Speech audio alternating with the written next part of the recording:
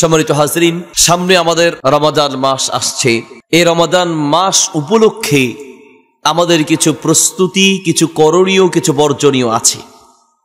আমি আপনাদের সম্মুখে আমাদের এই রমাদান মাসের প্রস্তুতি স্বরূপ কিছু কাজ আমাদের করণীয় আছে, কিছু কাজ বর্জনীয় আছে, কিছু প্রস্তুতির ব্যাপার আছে। রমজান আমাদের খুব কাছাকাছি চলে আসছে। কি প্রস্তুতি আমরা গ্রহণ করেছি? মনে রাখবেন, যেই কাজের জন্য প্রস্তুতি যত ভালো হবে, কাজটা তত বেশি ভালো হবে। কোন একজন মেহমান আমাদের বাড়িতে আসবে, আমি আপনাদের মাহফিলের আমাকে দাওয়াত দিলেন, আপনার অনেকে আশা করে বসে আছেন প্রধান বক্তা আসবে, মোহাম্মদ আলী সাহেব আসবে, কি খাওয়াবেন, কোথায় বসাবেন, একটা প্রস্তুতির ব্যাপার ছিল। মাহফিল হবে, আগ থেকেই এই প্যান্ডেলের ব্যবস্থা, এই মাইকের ব্যবস্থা, এই বিভিন্ন ব্যবস্থা আগ থেকেই গ্রহণ করা হয়। প্রস্তুতি যত ভালো হয়, কাজটা তত ভালো হবে। মেহমান আসলে প্রস্তুতি গ্রহণ করি আমাদের জীবনের জন্য, জান্নাত লাভের জন্য, আমলের জন্য। একটা বড় মেহমান হচ্ছে শাহরু রমাদান, রমাদান মাস। সেই রমাদান মাসের জন্য কি প্রস্তুতি আমরা গ্রহণ করেছি? কেউ কেউ বলবেন, হুজুর প্রস্তুতি আছে কি? হুজুর রমজানে কি কি খাবো, এখন থেকেই বাজার রেডি, এখন থেকেই জিনিসের দাম বাড়া শুরু হয়েছে, সব রেডি মাশাআল্লাহ। যারা দোকানদার, তাদের প্রস্তুতি এবার রমাদানে কিভাবে কত বেশি ব্যবসা করা যায় আর কোন আইটেম আনলে বেশি চলবে, সেই প্রস্তুতি চলছে। যারা বিভিন্ন আইটেম তৈরি করে কারখানা, তাদের প্রস্তুতি এবার ঈদে নতুন কোন কোন আইটেম তৈরি করা যায়। আর আমাদের অনেক মা বোনদের প্রস্তুতি, এবারের ঈদে কোন ড্রেস বের হয়েছে। একবার পাখির ড্রেস, একবার বের হয়েছে কিরণ মালানা, কটকরিনা, বটবড়ি, এই সেই। আর এখন নতুন কোন ড্রেস এসেছে, সেই ড্রেসের জন্য এখন থেকে প্রস্তুতি চলছে।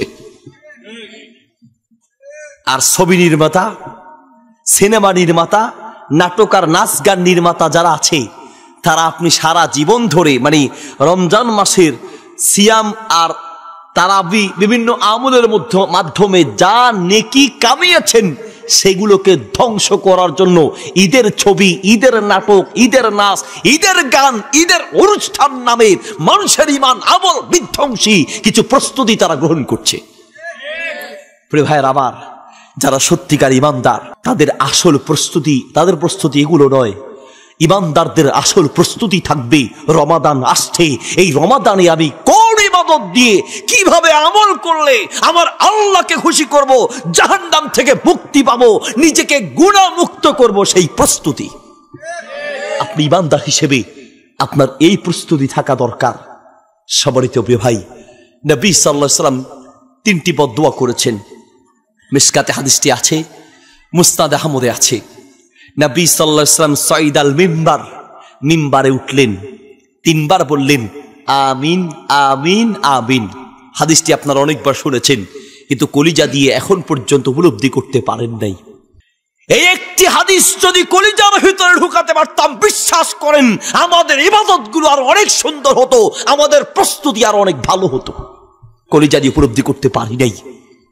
নবী সাল্লাল্লাহু আলাইহি ওয়াসাল্লাম 3 বার আমিন বললেন। আমিন বলার পরে যখন শেষ হলো, রাসূলুল্লাহ সাল্লাল্লাহু আলাইহি ওয়াসাল্লামকে সাহাবীরা প্রশ্ন করলেন, ইয়া রাসূলুল্লাহ, 3 বার আপনি আমিন বললেন, এরকম তো আর কোনোদিন দেখি নাই। আল্লাহ নবী সাল্লাল্লাহু আলাইহি ওয়াসাল্লাম বললেন, জিবরাইল আলাইহিস সালাম এসে দোয়া করলেন, রগিমা আনফুমরুইন, রগিমা আনফুমরুইন, ওই ব্যক্তি ধ্বংস হোক। কে? যে ব্যক্তি মান আদরাকা রমাদান, রমাদান পেল, ফালাম ইউগফার লাহু, অথচ নিজের জীবনের গুনাহকে মাফ করাতে পারলো না, ওই ব্যক্তি ধ্বংস হয়ে যাক। নাউজুবিল্লাহ বলেন। নবী সাল্লাল্লাহু আলাইহি ওয়াসাল্লাম আমিন বলেছেন। আল্লাহর নবীর বদদোয়া পৃথিবী উল্টাতে পারে, আল্লাহর নবীর বদদোয়া বৃথা যেতে পারে না। নবী সাল্লাল্লাহু আলাইহি ওয়াসাল্লাম দোয়া করলে যেমন কবুল হয়, তার বদদোয়া কবুল হয়ে যায়। রমাদান পেলেন কিন্তু জীবনের গুনাহ মাফ করাতে পারলেন না, আপনি ধ্বংস হবেন, লিখে রাখুন। দ্বিতীয় বদদোয়া করলেন কি? মান আদরাকা আবওয়াইহি, যে তার ওয়ালিদাইহি, নিজের পিতা মাতাকে পেল, অথচ তাদের খেদমত করে জাহান্নাম থেকে মুক্তি পেল না, গুনাহ মাফ করাতে পারলো না, জান্নাতি হতে পারলো না, সেও ধ্বংস হোক। 3 নম্বর হলো যুকিরতা ইনদাহু ফালাম ইউসাল্লি আলাইকা, আপনার নাম উচ্চারিত হওয়ার পরেও যে ব্যক্তি আপনার উপরে দরুদ পড়ল না সেই ব্যক্তিও ধ্বংস হোক। 1 নম্বর বদ্ধ করেছেন মানাদরকে রমাদান, আর রমাদান পেয়েছে অথচ নিজের জীবনটাকে গুনাহমুক্ত করতে পারে নাই, সে ধ্বংস হোক। কারণ রমজান মাস হলো নিজেকে গুনাহমুক্ত করার সুবর্ণ এক সুযোগের মাস। আপনি ব্যবসার মাস বানিয়েছেন, আপনি মার্কেটিং এর মাস বানিয়েছেন। এক মার্কেটে এক পুরস্কার, কোন মার্কেটে পুরস্কারের ব্যবস্থা, মোটর সাইকেল, কোথাও হুন্ডা, কোথাও বা কম্পিউটার, কোথাও বা মোবাইল। আর আমাদের মা বোনেরাও, আমাদের ভাইয়েরাও মাশাল্লাহ একদিন এক মার্কেটে যায়, কোন মার্কেটে লাগিয়া যায় বলা তো যায় না, এই জন্য একদিন এক মার্কেটে যায়। প্রিয় ভাইটি আমার, এখন থেকে প্রস্তুতি গ্রহণ করতে হবে, সিদ্ধান্ত নিতে হবে এবারের রমাদান নিজের জীবনকে গুনাহ মুক্ত করার রমাদান, ঠিক কিনা? সেই প্রস্তুতি এখন থেকে গ্রহণ করতে হবে। কি প্রস্তুতি গ্রহণ করেছেন? আমি প্রস্তুতি গ্রহণ করার জন্য কিছু কথা বলবো ইনশাল্লাহ। প্রিয় ভাই আমার, কলিজা দিয়ে কথাগুলো শুনতে হবে। কানের মজা নেওয়ার জন্য বহু ওয়াজ শুনেছেন, জীবন পাল্টানোর কিছু কথা শুনুন। আমরা কানের মজা দেওয়ার জন্য কথা বলি না, জীবন পাল্টানোর জন্য কথা বলি। মাহফিলের পরে যদি সমাজে পরিবর্তন না আসে, ওই মাহফিলটা ব্যর্থ মাহফিল। এই মাহফিল ব্যর্থ মাহফিল। মাহফিলের পরে আপনার ভিতরে পরিবর্তন আসতে হবে। এত কষ্ট করে আমি এসেছি, আপনারা এসেছেন, কষ্ট করে বসে আছেন, কিছু শিখার চেষ্টা করুন। প্রিয় ভাই আমার, 1 নম্বর রমাদানের প্রস্তুতি, 1 নম্বর রমাদানের প্রস্তুতি হলো নিজের ঈমানটাকে মজবুত করতে হবে। ঈমান, সূরা বাকারার 183 নম্বর আয়াতে আল্লাহ রাব্বুল আলামিন সিয়াম ফরজ করেছেন। ডেকেছেন কাদেরকে? ইয়া আইয়ুহাল্লাযীনা আমানু, হে যারা ঈমান এনেছো, যাদের ভিতরে ঈমান আছে তাদের উপরে সিয়াম ফরজ। সহিহ বুখারীতে হাদিস আছে, সুনানে তিরমিজিতে এসেছে, মুসনাদে আহমদ এসেছে, মিশকাতে এসেছে, সহিহ ইবনে হিব্বানে এসেছে, মান সামা রমাদানা ঈমানান ওয়া ইহতিসাবান গুফিরা লাহু মা তাকদ্দামা মিন যামবি। তোমার জীবনের সব গুনাহ মাফ হয়ে যাবে যদি রমজানটাকে ঈমানের সাথে সওয়াবের আশায় রমজানের সিয়াম পালন করে থাকো। আল্লাহু আকবার। আপনার গুনাহ মাফ হবে, শর্ত 1, ঈমানের সাথে। 1 নম্বর শর্ত কি? ঈমানের সাথে। সূরা বাকারা 183 নম্বর আয়াতে আল্লাহ ডাকলেন ইয়া আইয়ুহাল্লাযীনা আমানু, সিয়াম তাদের উপরে ফরজ যাদের ভিতরে ঈমান আছে। এইভাবে কোরআনুল কারীমের প্রায় 89টি আয়াতের ভিতরে আল্লাহ রাব্বুল আলামিন ঈমানদারদেরকে ডেকে আদেশ করেছেন, কোন আমল করার আগে ঈমানদার হও। আমলের ফজিলত পেতে হলে ঈমানদার হও, জাহান্নাম থেকে বাঁচতে হলে ঈমানদার হও, জান্নাত পেতে হলে ঈমানদার হও। ঈমানদার না হলে তার কপালে জান্নাত নাই, ঠিক কিনা? আপনার সমস্ত আমলের জন্য প্রধান এবং প্রথম শর্ত ভিতরে ঈমান থাকা। মনে করুন একটা মানুষের ভিতরে রূহ নাই, একটা মানুষের অন্তরের, একটা মানুষের ভিতরে রূহ নাই, এই লোকটার কোনো দাম আছে? শুধু নাই কি রূহ। তার হাত আছে, তার পা আছে, চোখ, নাক, কান, চেহারা, শরীর সব আছে, শুধু রূহ নাই, এই লোকটার কোনো দাম নাই। আপনার নিজের বাবাকে আপনি মাটির ভিতরে দাফন করে এসেছেন, আপনার কলিজার টুকরা সন্তানটাকে, ভাইটাকে আপনি মাটির ভিতরে দাফন করে এসেছেন। যেই মুখ দিয়ে আপনার বাবা আপনাকে আদর করতো সেই ঠোঁট তো এখনো আছে, যেই চোখ দিয়ে আপনার বাবা আপনাকে দেখতো সেই চোখ তো এখনো আছে, যেই হাত দিয়ে মাথার উপরে হাত বুলিয়ে দিত সেই হাত তো এখনো আছে, যেই শরীর দিয়ে আপনাকে আদর করত সেই দেহ এখনো আছে। তারপরেও কবরে রাখলেন কেন? নাইটা কি? শুধু কি নাই? রূহ নাই। একটা লোকের রূহ নাই, তার পুরো দেহের কোনো দাম নেই। একটা লোকের ভিতরে রূহ না থাকলে ওই লোকটার যেমন কোনো দাম থাকে না, ঠিক তেমনি একটা লোকের ভিতরে ঈমান না থাকলে তার আমলের কোনো দাম আল্লাহর কাছে থাকে না। তাহলে 1 নম্বর শর্ত কি? ঈমান থাকা। প্রিয় ভাই আমার, আমাদের সমাজে আপনি আপনার খতিব সাহেব আর মাহফিলের বক্তাদেরকে নামাজের ওয়াজ দেন, ফাটিয়ে দিবে। রোজার ওয়াজ দেন, মাশাআল্লাহ এত সুন্দর ওয়াজ করবে, ফাটিয়ে দিবে। হজ, উমরা, জাকাত, হজ, জাকাত, বা পর্দা পুশিদা, মা বাবার খেদমত ইত্যাদি ওয়াজ দেন, মাশাআল্লাহ বক্তারা ফাটিয়ে দিবে। ঈমান আর তাওহীদের আলোচনা দিলে বক্তা নিজেই ফেটে যাবে, কারণ ওনার নিজেরই এই ব্যাপারে পরিপূর্ণ জ্ঞান নাই। অথচ এই আমলের চেয়ে সবার আগে সবচেয়ে দামি হলো আপনার ঈমান, আর সেই ঈমানের আলোচনা মসজিদগুলোতে শূন্য। অধিকাংশ মসজিদে আপনার 1 বছরের ভিতরে একদিনও হয়তো ঈমান আর তাওহীদের আলোচনা হয় নাই। ঈমান কি আপনি নিজেই জানেন না, তাওহীদ কি আপনি নিজেই বুঝেন না, আর আপনি যে খতিবের পিছনে নামাজ পড়ছেন সেই খতিবও বুঝে না। আমাদের আপনি আরব দেশে যান, মক্কা মদিনা আলেমদের আলোচনা শুনেন, কথায় কথায় আপনি দেখবেন ঈমানের কথা আছে, কথায় কথায় তাওহীদের কথা আছে। আপনি কোরআন খুঁজেন, কোরআনুল কারীম খুলেন, কোরআনুল কারীমের প্রায় 1/3 আলোচনাই হলো ঈমান আর তাওহীদের আলোচনা। আর আমাদের মাহফিলগুলোতে, মসজিদগুলোতে সবচেয়ে কম আলোচনা হয় ঈমানের আলোচনা, তাওহীদের আলোচনা। অথচ উচিত ছিল সবচেয়ে বেশি আলোচনা হবে ঈমানের আলোচনা, তাওহীদের আলোচনা।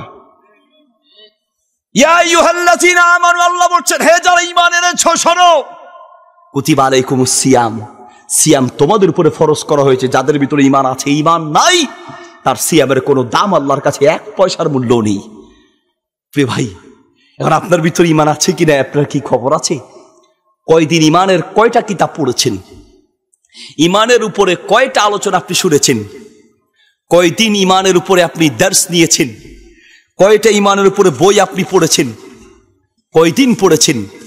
সবার তো প্রিয় ভাই, আবার ঈমান রক্ষার জন্য শুধু এই ওয়াজ দিয়ে চলবে না, ঈমানের উপরে বই পড়তে হবে, ঈমানের উপরে দর্স নিতে হবে, ঈমানের উপরে আলোচনা লাগাতার শুনতে হবে, তারপরে আপনার ভিতর ঈমানটা মজবুত হবে। কত ভাবেই আপনার ঈমান চলে যাচ্ছে, আপনার খবরও নাই। আপনি কি বুঝতে পারছেন আপনার ঈমান কিভাবে যাচ্ছে? লা ইলাহা ইল্লাল্লাহ বলেছেন, আপনি ঈমান এনেছেন। মুহাম্মাদুর রাসূলুল্লাহ বলেছেন, আপনার ভিতরে ঈমান এনেছেন। আশহাদু আল্লা ইলাহা ইল্লাল্লাহ ওয়া আশহাদু আন্না মুহাম্মাদার রাসূলুল্লাহ, আল্লাহ তুমি ছাড়া কোনো মাবুদ নেই, আমি সাক্ষ্য দিচ্ছি, আর মুহাম্মদ সাল্লাল্লাহু আলাইহি ওয়াসাল্লাম আল্লাহর রাসূল। আপনি যে লা ইলাহা ইল্লাল্লাহ সাক্ষ্য দিলেন, তার মানে কি? আল্লাহ তোমার সমান কেউ নেই, তুমি ছাড়া কোনো মাবুদ নেই। আল্লাহ তুমি ছাড়া কোনো মাবুদ নেই মানে আমি আল্লাহ তুমি ছাড়া আর কারো ইবাদত করি না। আল্লাহু আকবার। একমাত্র তোমার ইবাদত করি, তুমি ছাড়া আর কারো ইবাদত করি না। যদি আল্লাহ ছাড়া কারো ইবাদত করেন, আপনার ঈমান শেষ। আল্লাহ ছাড়া অন্য কারো ইবাদত করলেই তোমার ঈমান শেষ হয়ে যাবে। কিভাবে করছেন? মুসলমান বিভিন্ন ভাবে আপনি আল্লাহ ছাড়া গায়রুল্লাহর ইবাদত করছেন। মুসলমানদের এই কপালের বড় দাম। মুসলমানদের এই কপাল যেখানে সেখানে নত হতে পারে না। সিজদা করা একটা ইবাদত, সিজদা হবে শুধু একজনের জন্য, তিনি কে? আর ওর জোরে আল্লাহর জন্য। মুসলমানদের এই কপালের বড় দাম। সিজদা দেয়া ইবাদত, এই ইবাদত আল্লাহ ছাড়া অন্য কারোর জন্য করলে আপনার ঈমান ভেঙে চুরমার হয়ে যাবে। মুসলমানদের এই কপালের বড় দাম। মুসলমানদের এই কপাল যেখানে সেখানে নত হতে পারে না। হিন্দুর কপাল, ওটা মন্দিরের সামনে নত হতে পারে, ওটা মূর্তির সামনে নত হতে পারে, ওটা গাছের সামনে নত হতে পারে, ওটা বিভিন্ন মানুষের সামনে নত হতে পারে। মুসলমানদের এই কপালের বড় দাম। মুসলমানদের এই কপাল না কোনো কবরে নত হয়, না কোনো মাজারে, না কোনো পীর সাহেবের সামনে। মুসলমানদের এই কপাল আল্লাহ ছাড়া কারো সামনে নত হয় না, ঠিক কিনা? মুসলমানদের এই কপালের বড় দাম। ইবাদত আল্লাহ ছাড়া কারোর জন্য করছেন, আপনার ঈমান শেষ হয়ে যাচ্ছে। মানত করা একটি ইবাদত। সূরা মাইদার 3 নম্বর আয়াত, সূরা বাকারা 173, সূরা নাহল 115 নম্বর আয়াতে আল্লাহ বলছেন, হুররিমাত আলাইকুমুল মাইতা ওয়াদ-দামু ওয়া লাহমুল খিনজির ওয়া মা উহিল্লা লিগায়রিল্লাহি বিহি। আল্লাহ ছাড়া পৃথিবীর কারোর জন্য মানত করা হারাম। আল্লাহ ছাড়া পৃথিবীর কারোর জন্য মানত করা যাবে না। মানত করা ইবাদত, মানত হবে শুধু একজনের নামে, তিনি কে? আর ওর জোরে একমাত্র আল্লাহর নামে মানত হবে। কোনো মাজারের নামে, কোনো পীরের নামে, কোনো গাউস কুতুব, কোনো কবরওয়ালা, কোনো পীর সাহেবের নামে, কোনো ওলি, গাউস কুতুব, ওলি, আউলিয়া যাই বলেন না কেন, আল্লাহ ছাড়া পৃথিবীর কারো নামে মানত হতেই পারে না। আল্লাহর নামে মানত হবে। আমাদের এলাকায় এক মহিলার মুরগি হারায় গেছে, তো মহিলা মুরগি খুঁজতে আসে আর মানত করে, আল্লাহ যদি মুরগি পাই তোমার বাবার দরবারে ছাগল দিমু। মুরগি পাইলে কি দিবে? মহিলার ভাই ডাক জায়গায় হারামির ঘরে হারাবে, মুরগি পাইলে ছাগল দিবি মানে মুরগির দাম কত আর ছাগলের দাম কত? কয় আগে পাইয়া লই, পরে দেখা যাবে। আপনার কি মনে হয় পাওয়ার পরে দিবে? পাওয়ার পরে দিবে। আল্লাহু আকবার। সুনান ইবনে মাজার 292 নম্বর পৃষ্ঠায় নবী সাল্লাল্লাহু আলাইহি সাল্লাম বলেন, সায়াতি আলান নাসি সানাওয়াতুন খদ্দাত, এমন একটা যুগ আসবে সেই যুগের মানুষগুলো হবে বাটপার। কি পার? আর ও জোরে। সেই বাটপারের যুগ চলছে, বাটপারের যুগ। আগে পাইয়ালই পরে দেখা যাবে। মানত হবে শুধু একজনের নামে। কে তিনি? আল্লাহ সুবহানাহু ওয়া তাআলা। লা ইলাহা ইল্লাল্লাহ, আল্লাহ তুমি ছাড়া কোনো মাবুদ নাই। আল্লাহ আমি শুধু একজনের ইবাদত করি, সেটা তুমি আল্লাহ। তুমি আল্লাহ ছাড়া কারো ইবাদত করি না। আল্লাহু আকবার। এর নাম ঈমান, এর নাম তাওহীদ, এর নাম বিশ্বাস, এর নাম ঈমান, এর নাম মুসলমান, এর নাম মুমিন, এর নাম ঈমানদার। এবার আপনি বলেন, আপনার ঈমানটাকে আপনি কতভাবে নষ্ট করছেন, কতভাবে ভেঙে ফেলছেন। কি দিয়ে আপনাকে বুঝাই? প্রিয় ভাইরে আমার, দোয়া একটি ইবাদত। সুনান তিরমিজিতে হাদিস এসেছে, নবী সাল্লাল্লাহু আলাইহি ওয়াসাল্লাম বলেছেন, আদ-দুআ হুয়াল ইবাদাহ, দোয়া হলো একটি ইবাদত। তাহলে ইবাদত যেহেতু দোয়া, এই দোয়া একমাত্র কার কাছে? আল্লাহর কাছে। কোনো কবরওয়ালা, কোনো মাজারওয়ালার কাছে দোয়া করা যাবে না। ইয়া আইয়ুহাল্লাযীনা আমানু, হে যারা ঈমান এনেছো, রোজার ফজিলত পাওয়ার জন্য 1 নম্বর শর্ত ভিতরে ঈমান থাকতে হবে। ঈমান কিভাবে ভাঙছেন আপনি জানেন? কোমরের ভিতরে কালো সুতা আছে, প্রায় মুসলমানে আছে, আপনাদের কোমরেও আছে, বাচ্চার কোমরেও আছে কালো সুতা, তাগি। আপনারা কি বলেন এটাকে? কাইতন, তাগি, কালো সুতা, এগুলো লাগিয়ে রেখেছেন। আর আপনি মনে করছেন এই কালো সুতার তাগি যদি লাগাই তাহলে বিপদ থেকে বাঁচা যাবে, না লাগালে বাচ্চার কোমর চিকন হয়ে যাবে, এই রোগ হবে, সেই রোগ হবে, এই সমস্যা হবে, ওই সমস্যা হবে। ও মুসলমান, আপনি মনে করছেন এই কালো সুতার এই কাইতন আপনাকে রোগ আর শোক বিপদ থেকে বাঁচাবে? আল্লাহর কসম করে বলছি, কোন সুতা, লাল কালো কোন সুতা বিপদ দিতেও পারে না, নিতেও পারে না। বিপদ দেওয়া না দেওয়ার একমাত্র ক্ষমতা কার? আল্লাহ সুবহানাহু ওয়া তাআলা। এটার নাম ঈমান। আপনি যখন দোকানে ব্যবসায়ীরা দেখবেন সন্ধ্যা হলে পরে আগরবাতি জ্বালায়, মোমবাতি জ্বালায়, ধূপ জ্বালায়। কেন? এগুলো জ্বালালে দোকানে বরকত আসবে। দুঃখের সাথে বলতে হয়, আমরা ইন্ডিয়াতে গেলে, হিন্দুস্তানে গেলে এগুলো দেখি। ইন্ডিয়াতে বিভিন্ন জায়গায় আপনি দেখবেন যে তারা দোকানে সন্ধ্যা হলে পরে ধূপ জ্বালায়, আগরবাতি জ্বালায়। ওরা হিন্দু, এটা ওদের পদ্ধতি। আপনি মুসলমান, আপনার বিশ্বাস, ঈমান এত দুর্বল হয় কি করে? কোনো আগুন, আগরবাতি, ধূপ, আপনি যদি আগরবাতি এই উদ্দেশ্যে জ্বালান যে আগরবাতি জ্বালালে মশা দূর হবে, তাহলে আপনি জ্বালাতে পারেন। আপনি যদি মোমবাতি এই উদ্দেশ্যে জ্বালান যে অন্ধকার দূর হবে, আপনি যদি ধূপ এই উদ্দেশ্যে জ্বালান যে ধূপ জ্বালালে মশা দূর হবে, তাহলে জায়েজ আছে। কিন্তু মনে রাখবেন, আপনি যদি এই উদ্দেশ্যে মোমবাতি, আগরবাতি অথবা ধূপ জ্বালান যে ধূপ, আগরবাতি, মোমবাতি জ্বালালে দোকানে বরকত আসবে, আল্লাহর কসম এটা মুসলমানদের ঈমান হতে পারে না। মুসলমানদের ঈমান কোনো আগুন মানুষকে বিপদ দিতেও পারে না, নিতেও পারে না। এটাই মুসলমানদের ঈমান। একজনের হাতের ভিতরে 4টা আংটি দেখলাম, তো জিজ্ঞাসা, হুজুর ভাই এই আংটিগুলো কিসের? হুজুর এগুলা কেরামতি আংটি, কেরামতি। আপনি সৌন্দর্যের জন্য আংটি লাগাবেন সেটা ভিন্ন কথা। কেরামতি আংটি মানে কি? হুজুর আজমির শরীফ থেকে আনছি। তারপর হুজুর এই আংটি বিপদ থেকে বাঁচায়, এই আংটি রোগ থেকে বাঁচায়, এই আংটি রিজিক বাড়ায়, আর এই আংটি হুজুর আমার গোপন সমস্যা আছে বলা যাবে না। প্রিয় ভাই রে আমার, এই আংটি বিপদ থেকে বাঁচাবে, এই আংটি রিজিক বাড়াবে। আল্লাহর কসম করে বলছি, মুসলমানদের ঈমান কখনো এমন হতে পারে না। মুসলমানদের ঈমান হবে কোনো আংটি, কোনো পাথর বিপদ দিতেও পারে না, নিতেও পারে না। বিপদ দেওয়া না দেওয়ার ক্ষমতা শুধু একজনের, তিনি কে? আরো জোরে। এর নাম ঈমান। সবার তো প্রিয় ভাই আমার, তাহলে ঈমানটাকে মজবুত করতে হবে। মনে রাখতে হবে, বিপদ থেকে বাঁচানো না বাঁচানো একমাত্র ক্ষমতা আল্লাহ সুবহানাহু ওয়া তাআলার। যত ইবাদত আছে সব আল্লাহর জন্য করতে হবে। আল্লাহর জন্য নির্ধারিত যত ক্ষমতা আছে, এই ক্ষমতা আল্লাহ ছাড়া অন্য কারো আছে মনে করলেই তার ঈমান ভেঙে যাবে। আমি ঈমান নিয়ে আলোচনা করা সবাইরে, যেহেতু সামনে সিয়াম নিয়ে আলোচনা করতে হবে, ভূমিকা স্বরূপ আপনাদেরকে কথাগুলো বললাম। 1 নম্বর প্রস্তুতি, নিজের ঈমানটাকে মজবুত করতে হবে। নাম্বার 2 নম্বর প্রস্তুতি, রমাদান আসার আগেই আজকে বাড়িতে গিয়ে, যদি আজকে রাত হয়ে যাচ্ছে না পারেন, আগামী কালকে বেবি বাচ্চা, সন্তান, সন্ততি, স্ত্রী সবাইকে নিয়ে বসবেন। একসাথে বসে রমাদান মাসের জন্য একটি আমলের রুটিন আর ডায়েরি তৈরি করবেন। আমল কি কি করবেন এখনই ডায়েরি করবেন। আগামীকালকে বসে তুমি এত পারা কোরআন তেলাওয়াত করবা, এত পৃষ্ঠা বুঝে পড়বা, এত পৃষ্ঠা তেলাওয়াত করবা, আপনার স্ত্রী কি করবে, কোথায় আপনি তারাবি পড়বেন, কতজন মানুষকে ইফতার করাবেন, নিজেরা কিভাবে ইফতার করবেন, কোন কোন আমল করবেন, কতবার জিকির আজকার করবেন, কোন কোন আমল করবেন, কত ইবাদত করা যায় ইত্যাদি পরিবারের সবাইকে নিয়ে পরিকল্পনা করবেন, রুটিন করবেন। মনে রাখবেন, আপনি যদি রুটিন করেন, নিয়ত করেন, প্ল্যান করেন, পরিকল্পনা করেন, রমজান যদি নাও পান আর আমল যদি কোনো কারণে করতে নাও পারেন, আল্লাহর কসম নিয়ত করার সঙ্গে সঙ্গে আপনার আমল নামার ভিতরে নেকি লেখা হবে। সুবহানাল্লাহ। আপনি এখনই নিয়ত করবেন, কোনো কারণে আপনার যদি মৃত্যু হয়েও যায় আপনি সওয়াব পেয়ে যাবেন। আল্লাহর নবী বলেছেন, শুনুন, আল্লাহর নবী বলছেন, সহিহ বুখারীর প্রথম হাদিস, হাদিসটি মিশকাতে আছে, হাদিসটি মুসনাদ আহমদে আছে, হাদিসটি সিলসিলা সহিহার ভিতরে আছে, হাদিসটি সহিহুল জামি কিতাবে আছে।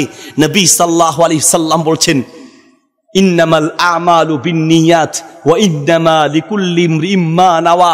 পৃথিবীর প্রত্যেকটা মানুষ যাই নিয়ত করবে তাই সে পাবে।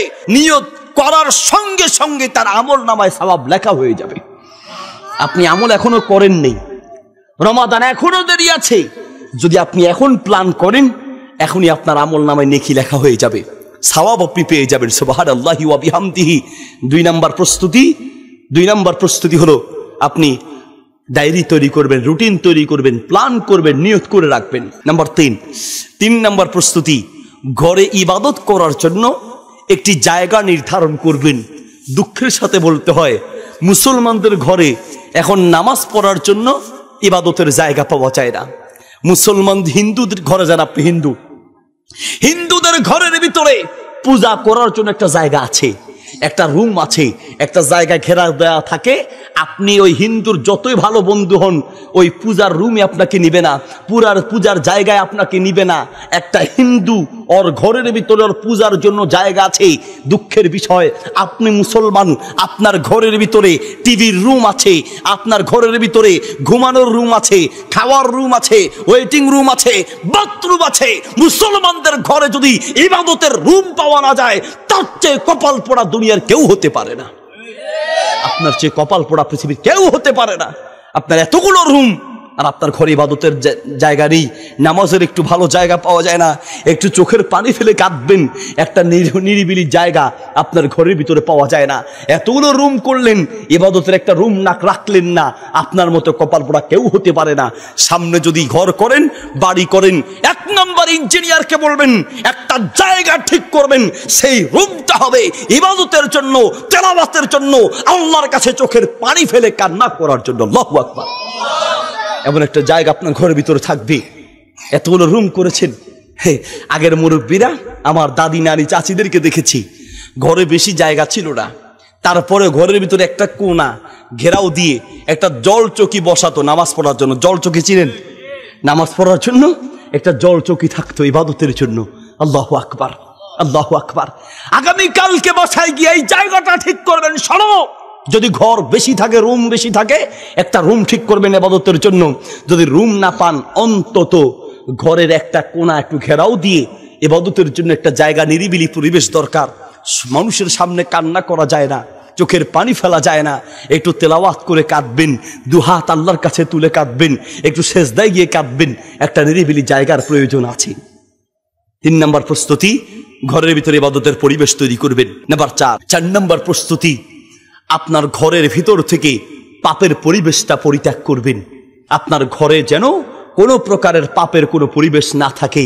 আপনার ঘরে টিভি রেখেছেন, আপনি মনে করছেন হুজুর ভালো কিছু দেখবো, খবরও দেখবো, ইসলামিক কিছু দেখবো, অসম্ভব। ঘর থেকে বের হবেন, সাথে সাথে শুরু হয়ে যাবে ওই ইন্ডিয়ান যত মানুষের চরিত্র নষ্ট করার চ্যানেলগুলা, ঠিক না? ঘরটাকে সম্পূর্ণ পাপ থেকে মুক্ত পরিবেশ গড়ে তুলতে হবে। কালকে বাড়িতে বসে প্ল্যান করবেন, শোনো ঘরের ভিতরে অশ্লীল কিচ্ছু চলবে না। ঘরে পর্দার পরিবেশ তৈরি করুন, যেন রমাদান মাস আসার আগেই এখন থেকে একটা ইবাদতের পরিবেশ তৈরি হয়, গুনাহমুক্ত পরিবেশ তৈরি হয়। নাম্বার 5 নাম্বার প্রস্তুতি, গুনাহ থেকে মুক্ত থাকার জন্য এখন থেকে ট্রেনিং নেবেন, যেন রমজান মাস আল্লাহর পরিপূর্ণ রহমত পাওয়ার মাধ্যমে কাটাতে পারেন।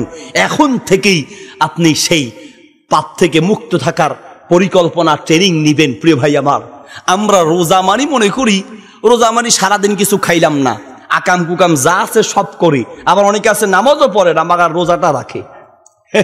নামাজ পড়ে না অন্তত রোজাটা রাখে। প্রিয় ভাইরি আমার, ফামাইয়ামাল মিসকাল যাররাতিন খায়রান ইয়ারা ওয়া মাইয়ামাল মিসকাল যাররাতিন শাররান ইয়ারা।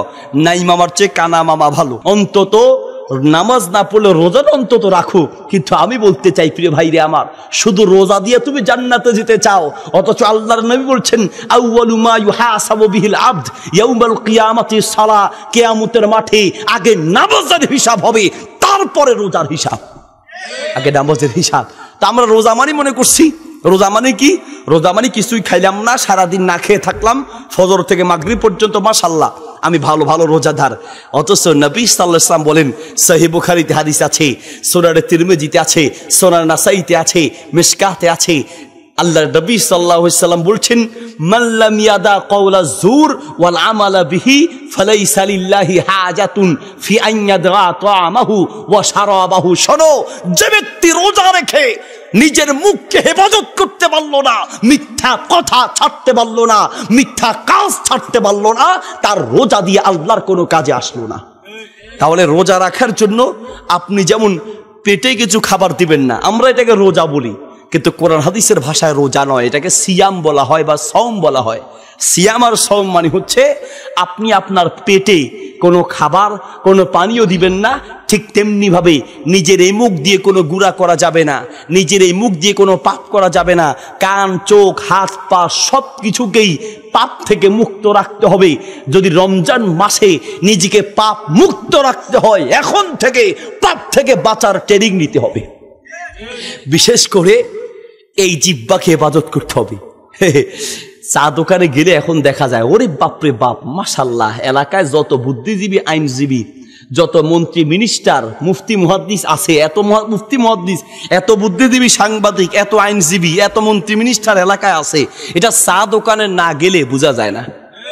ওরা যে কে যে ওরা চাকরি দিল, বিনা পয়সার চাকরি, হ্যাঁ, খালি অমুকের বই করছে, তমুকের বই করছে, অমুকের মেয়ে করছে, তমুকের মেয়ে ওই করছে, আর নিজের বউর খবর নাই, নিজের মেয়ের খবর নাই, নিজের খবর নাই। আমার এক উস্তাদ বলতেন যে এই চোখের চশমা যদি একটু লাল কালারের হয়, আমরা ছোটবেলায় এই যেদের মতো বাচ্চা বয়সে থাকতে 2 টাকা করে চশমা কিনতাম, 2 টাকা। দেখছেন কিনা জানি না, আপনার হলুদ হয়, কোনোটা লাল, কোনোটা সবুজ, প্লাস্টিকের চশমা। তো ঈদগাহে গিয়ে চশমা কিনতাম, সেই চশমাগুলো যদি হলুদ হয় তো চোখে লাগালে দুনিয়াটা মনে হতো একটু হলদে কালার, নীল হলে দুনিয়াটা একটু নীল মনে হয়, সবুজটা লাগালে দুনিয়া একটু সবুজ মনে হতো। ঠিক তেমনি ভাবে যার যে নিজে 2 নাম্বার, ও ভালো মানুষকে দেখলেও 2 নাম্বার মনে হয়।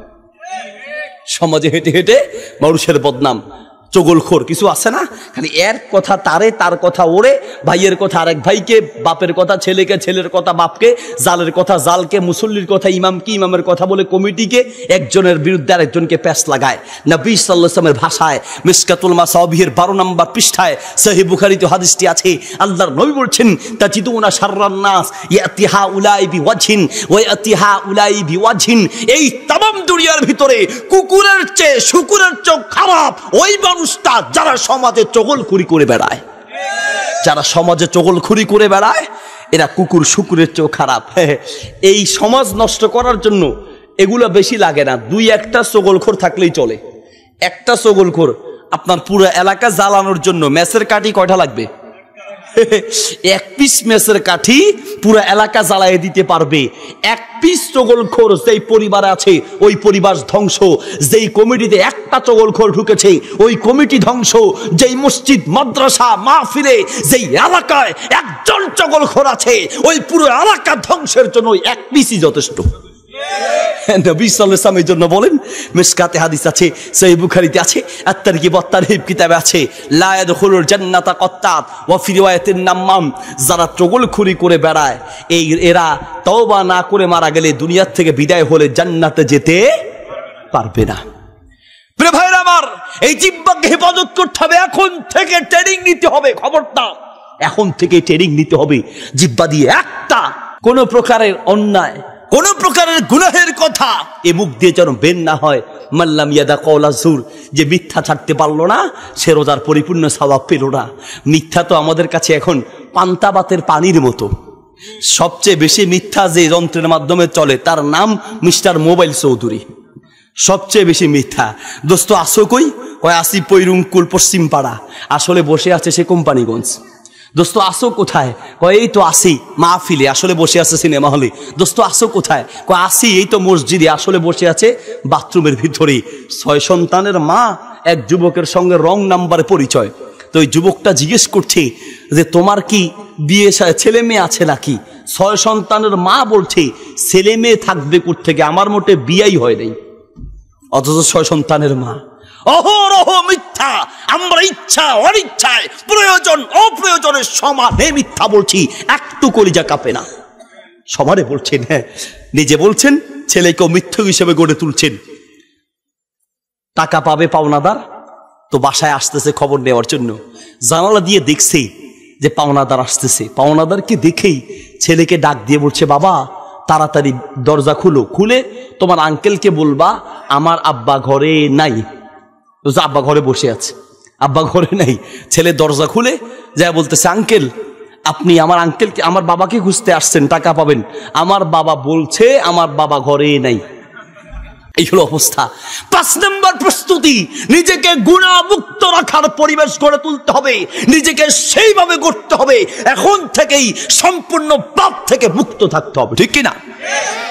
প্রিয় যুবক ভাইয়ের, আবার জানি বর্তমান জামানায় সবচেয়ে বড় মুজাহাদা, সবচেয়ে বড় কষ্ট পরিশ্রম হচ্ছে জিনা ব্যভিচার থেকে বাঁচতে পারা। মনে রেখো জিনার সয়লাভ চলছে, ব্যভিচারের সয়লাভ চলছে।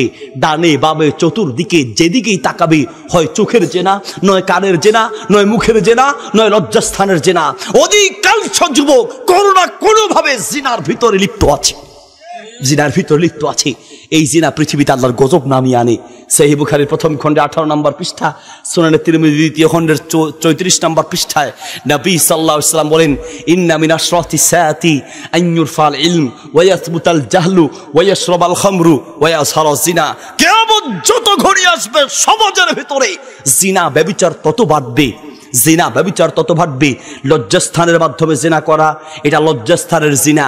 চোখ দিয়ে কোনো বেপরদা নারীর দিকে তাকানো, সেটা চোখের জিনা। যুবক, তুমি যে ফেসবুক নিয়ে ফেসবুকে দেখছো, ইউটিউব আরো বিভিন্ন ইন্টারনেটের মাধ্যমে ঘরের দরজা বন্ধ করে, কম্বলের তলে ঢুকে, বাথরুমের দরজা বন্ধ করে ভিতরে ঢুকে কি দেখছো দুনিয়ার কেউ জানে না।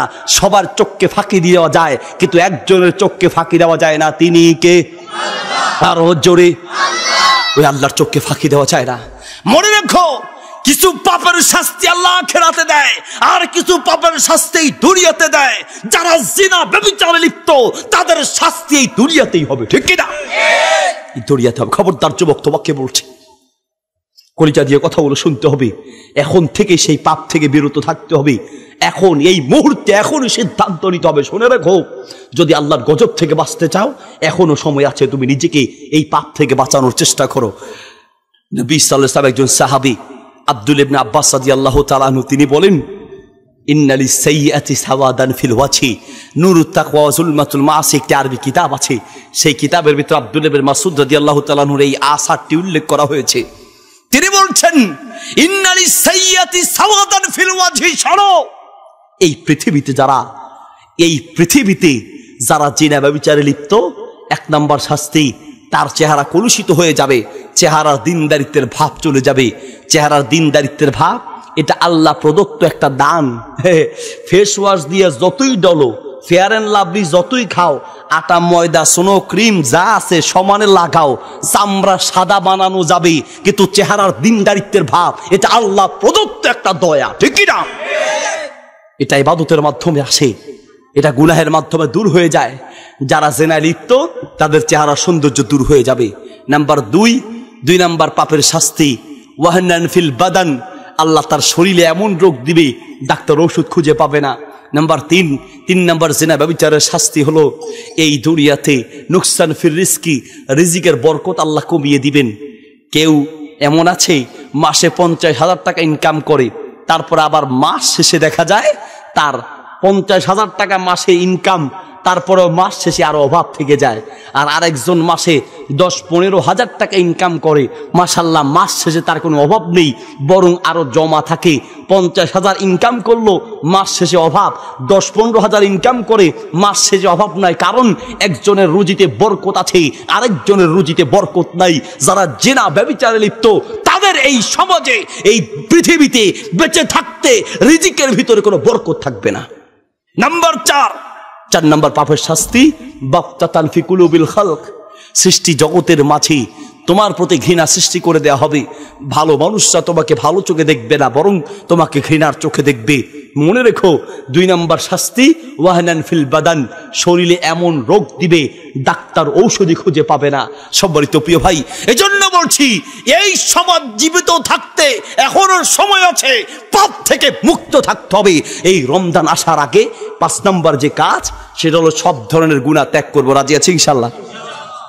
হ্যাঁ, গুনাহ করতে দুনিয়ার সামান্য মজা আছে, একটু মজা লাগে, একটু ভালো লাগে। ওই যে আপনার চুলকানির মলম বেচে না, তো চুলকানির মলম যারা বেচে, আপনি দেখবেন ঢাকা গুলিস্তান দিয়ে কখনো যাওয়া আসা করলে, অথবা আপনার কুমিল্লার কান্দির পার অথবা ফেনীর দিঘির পার দিয়ে আশেপাশে যদি আসা যাওয়া করেন, তখন দেখবেন ওরা আপনার ওই যে চুলকানির মলম বিক্রি করে।